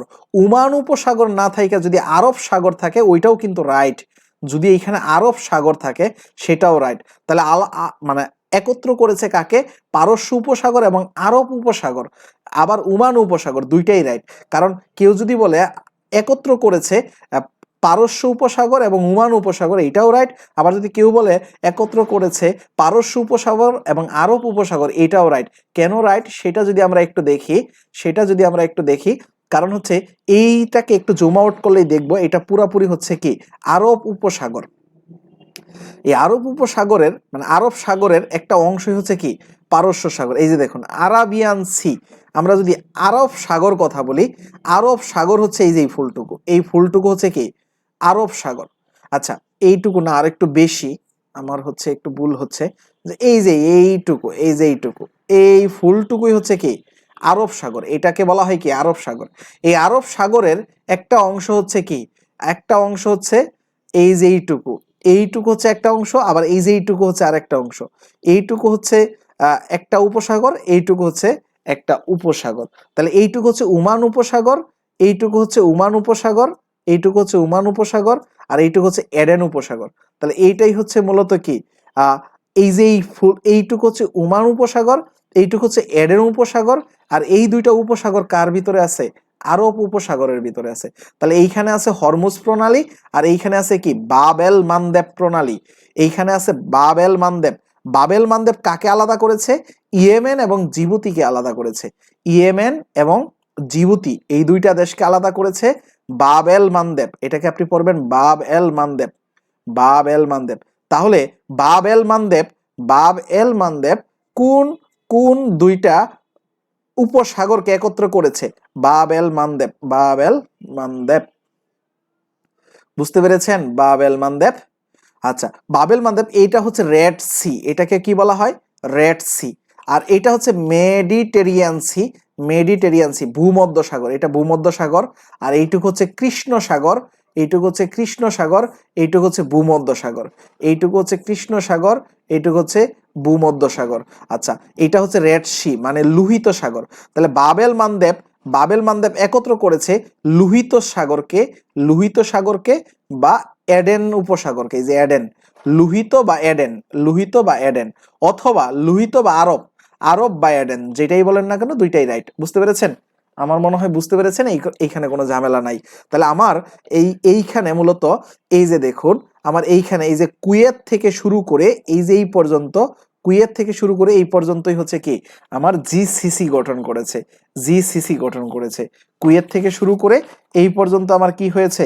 জিসিসি গঠন করেছে। এখন আমাকে এই জিসিসির রাজধানীর নামগুলা জানতে হবে, তাহলেই আমরা আজকের ক্লাসটা শেষ করে দেব। রাজধানীর নামগুলা জানতে হবে, তাহলে আমরা কি করব? আজকের ক্লাসটা শেষ করে দেব। যারা এই পর্যন্ত আসলে ধৈর্য সহকারে দেখতেছেন ক্লাস, তাদেরকে আসলেই অসংখ্য ধন্যবাদ। আপনি আমার এই বোরিং ক্লাসগুলো যে করতেছেন, আমার মনে হচ্ছে যে আমি আসলে আপনাকে বুঝাইতে পারতেছি, সহজ করে দিতে পারতেছি। এটাই হচ্ছে আমার কাছে আসলে সফলতা, যে আমি যদি আপনাকে সহজ করে দিতে পারি পড়াটা, এই বেশি বেশি বক বক করে, মানে এটাই হচ্ছে আমার মেন উদ্দেশ্য, যে আপনাকে আমি খুব সহজ করে দিব কিভাবে মেন পড়াটা। এই মেন পড়াটা আমরা হচ্ছে খুব সহজ করে দেওয়াই হচ্ছে আমাদের কি মেন উদ্দেশ্য। আচ্ছা, তাহলে জিসিসির ক্ষেত্রে, জিসিসি, আমরা জিসিসির বিভিন্ন রাজধানীর নামগুলা জানবো, বিভিন্ন রাজধানীর নামগুলা এখন আমরা জানবো। আচ্ছা, কাতার, কুয়েত, বাহরাইন, ওমান, তারপর হচ্ছে সংযুক্ত আরব আমিরাত, সৌদি আরব, এটাই তো, তাই না? এই দেখেন, আমরা যদি এই দেশগুলো একটু আবার মার্ক করি, এই যে কুয়েত, তারপরে যে বাহরাইন, কাতার, সংযুক্ত আরব আমিরাত, ওমান, আর হচ্ছে সৌদি আরব, এই 6টা দেশ মিলে কি গঠন হয়েছে? জিসিসি গঠন হয়েছে। এই 6টা দেশ, এই 6টা দেশই হচ্ছে মূলত কি জিসিসির অংশ, জিসিসি। আচ্ছা, এখন এই 6টা দেশের রাজধানী আমাকে মনে রাখতে হবে। কুয়েতের রাজধানী একদম সহজ, কুয়েতের রাজধানী হচ্ছে কুয়েত সিটি, জাস্ট আমরা সিটি লাগাই দিব। কুয়েতের রাজধানীর নাম কি? Kuwait city. কোনো ঝামেলা আছে? কুয়েতের রাজধানীর নাম কুয়েত সিটি। কুয়েতের রাজধানীর নাম হচ্ছে কুয়েত সিটি, এবং এটার ভাষা হচ্ছে আরবি, এবং এর মানে মুদ্রার নাম হচ্ছে দিনার, দিনার। তাহলে এর ভাষা আরবি, এর মুদ্রার নাম কি? দিনার। তাহলে কুয়েতে যারা থাকে তারা হচ্ছে আসলে মূলত দিনার ইনকাম করে। কুয়েত সিটি, অর্থাৎ এটার কুয়েত সিটি হচ্ছে রাজধানী, এবং এর মুদ্রার নাম হচ্ছে কি? দিনার। এটা আমরা বুঝলাম। এরপর আমরা ওমান দেখে ফেলি। ওমানে আমাদের অনেক বাঙালি থাকে, এই মধ্যপ্রাচ্যে আসলে প্রচুর বাঙালি থাকে। জিসিসিতে আমাদের হিউজ বাঙালি কাজ করে, এইসব তেলের ইয়েতেই কাজ করে, মূলত অনেক হিউজ বাঙালি কাজ করে তেল উত্তোলন সংস্থাগুলোতে। অর্থাৎ তারা বিশেষ করে বাঙালি, ইন্ডিয়ান, পাকিস্তানি এদেরকে অনেক বেশি নেয় এরা মধ্যপ্রাচ্যে। এখানে যাওয়াও সহজ, অল্প টাকায় যাওয়া যায়, তো এইটাই মেন কারণ, এইখানে প্রচুর পরিমাণে নেয়। আচ্ছা, ওমান, ওমানের রাজধানী হচ্ছে মস্কট। এই যে এইটুকু, এটা হচ্ছে রাজধানী ওমানের। ওমানের রাজধানী হচ্ছে কি? মস্কট। তাহলে ওমানের রাজধানী হচ্ছে মস্কট। ওমানের টাকার নাম বা এই যে মুদ্রার নাম মূলত রিয়াল। আমরা এটা সবাই জানি। সৌদি আরব, ওমান, এইখানে যারা ইনকাম করে তারা মূলত রিয়াল ইনকাম করে। তাহলে ওমানের হচ্ছে রাজধানীর নাম কি? মস্কট, রিয়াল। এটার ভাষাও কি? আরবি। তার মানে এরা সবাই আরবিই হবে, তাই না? হ্যাঁ, এরা সবাই আরবি। শুধুমাত্র কাতার বাদ দিয়া, কাতারের ভাষা হচ্ছে ইংলিশ। কাতারের ভাষা কি? ইংলিশ। তাহলে কাতারের রাজধানী কি হবে বলুন তো? কাতারের রাজধানী হচ্ছে দুহা, দুহা। কাতারের ভাষা ইংলিশ, বাট কাতারের রাজধানী হচ্ছে দুহা। কাতারের ভাষা ইংলিশ, কাতারের রাজধানী হচ্ছে দুহা। কাতারের রাজধানী হচ্ছে দুহা। এবং কাতারের রাজধানী হচ্ছে দুহা, অর্থাৎ এই কাতারের রাজধানীটা আমরা মনে রাখবো। কাতারের মুদ্রার নাম হচ্ছে রিয়াল। তাহলে আমরা 3টা রাজধানী মুখস্থ করে ফেলি। কুয়েতের রাজধানী হচ্ছে কুয়েত সিটি, কুয়েতের রাজধানী কুয়েত সিটি। কাতারের রাজধানী হচ্ছে দুহা এবং ওমানের রাজধানী হচ্ছে মস্কট। ওমানের রাজধানী হচ্ছে কি? মস্কট। তাহলে সৌদির রাজধানী সবাই জানি কম বেশি, কারণ সৌদি আরবে আমাদের অনেক মানুষ থাকে এবং এটা আমরা সবাই জানি। সৌদির রাজধানী হচ্ছে কি? রিয়াদ। এবং সৌদির রাজধানীর রিয়াদ হলে সৌদির টাকার পরিমাণও কি?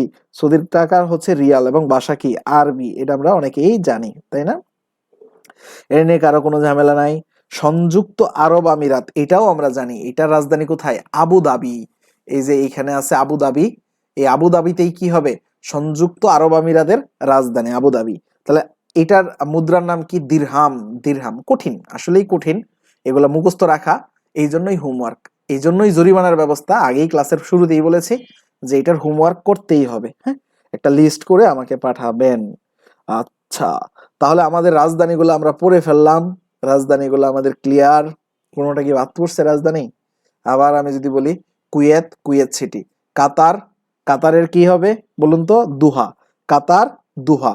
তারপরে সংযুক্ত আরব আমিরাত, সংযুক্ত আরব আমিরাত আবু ধাবি, সংযুক্ত আরব আমিরাত আবু ধাবি। ওমান, ওমান হচ্ছে মস্কট। সৌদি আরব, সৌদি আরব হচ্ছে কি? রিয়াদ। সৌদি আরব, সৌদি আরবের কি?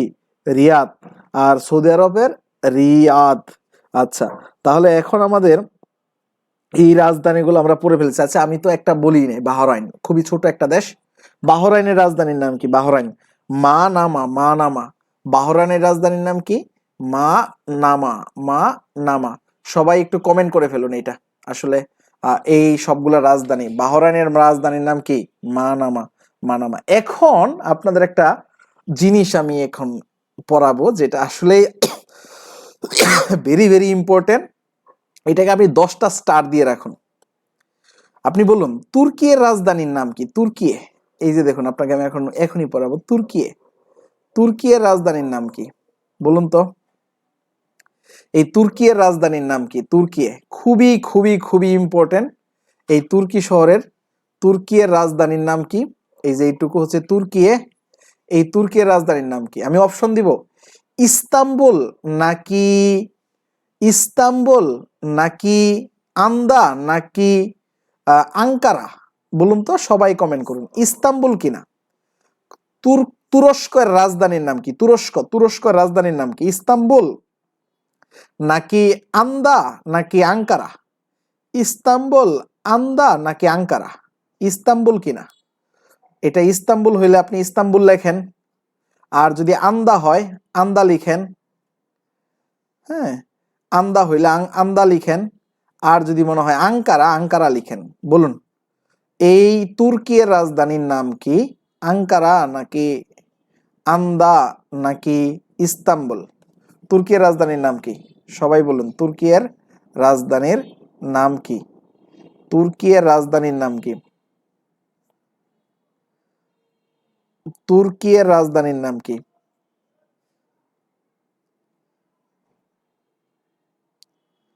তুর্কির রাজধানীর নাম কি? সবাই কমেন্ট করুন, তুর্কির রাজধানীর নাম কি? আমি কারো প্রশ্নের আনসার পাচ্ছি না।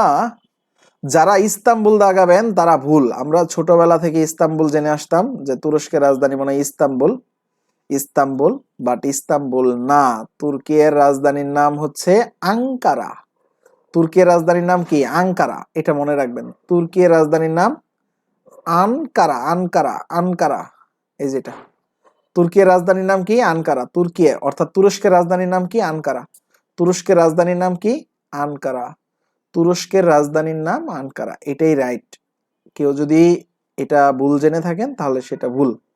আপনি আজকে থেকে মনে রাখবেন, তুরস্কের রাজধানীর নাম কি? আনকারা। তুরস্কের রাজধানীর নাম আনকারা।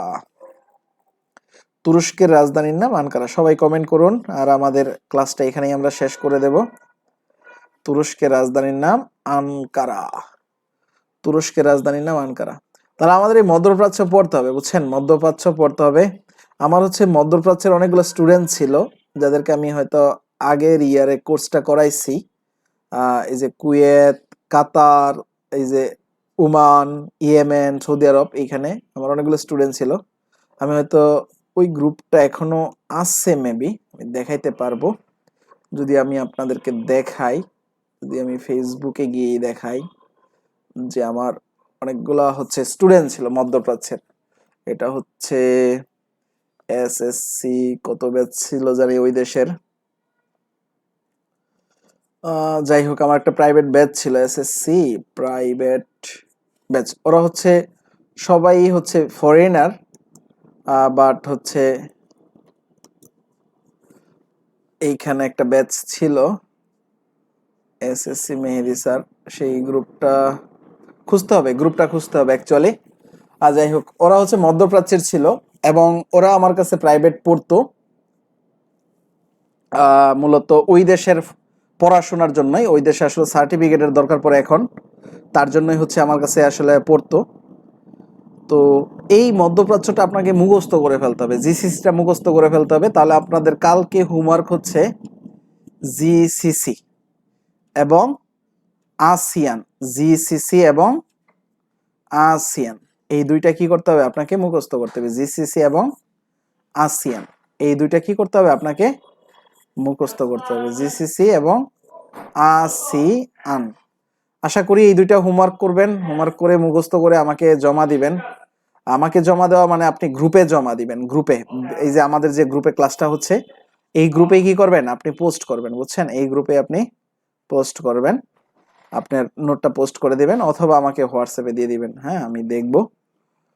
আচ্ছা, ভালো থাকবেন, সুস্থ থাকবেন। আজকের ক্লাস এই পর্যন্তই। পরবর্তী ক্লাস কখন কয়টায় হবে হোয়াটসঅ্যাপ গ্রুপে জানিয়ে দেব, এবং হোয়াটসঅ্যাপ গ্রুপে আপনারা সবাই অবগত আছেন, ক্লাস শুরুর আগেই আমরা হোয়াটসঅ্যাপ গ্রুপে জানিয়ে দেই। তাহলে সবাই ভালো থাকবেন, সুস্থ থাকবেন, আমার জন্য দোয়া করবেন। আজকে এই পর্যন্তই। আল্লাহ হাফেজ।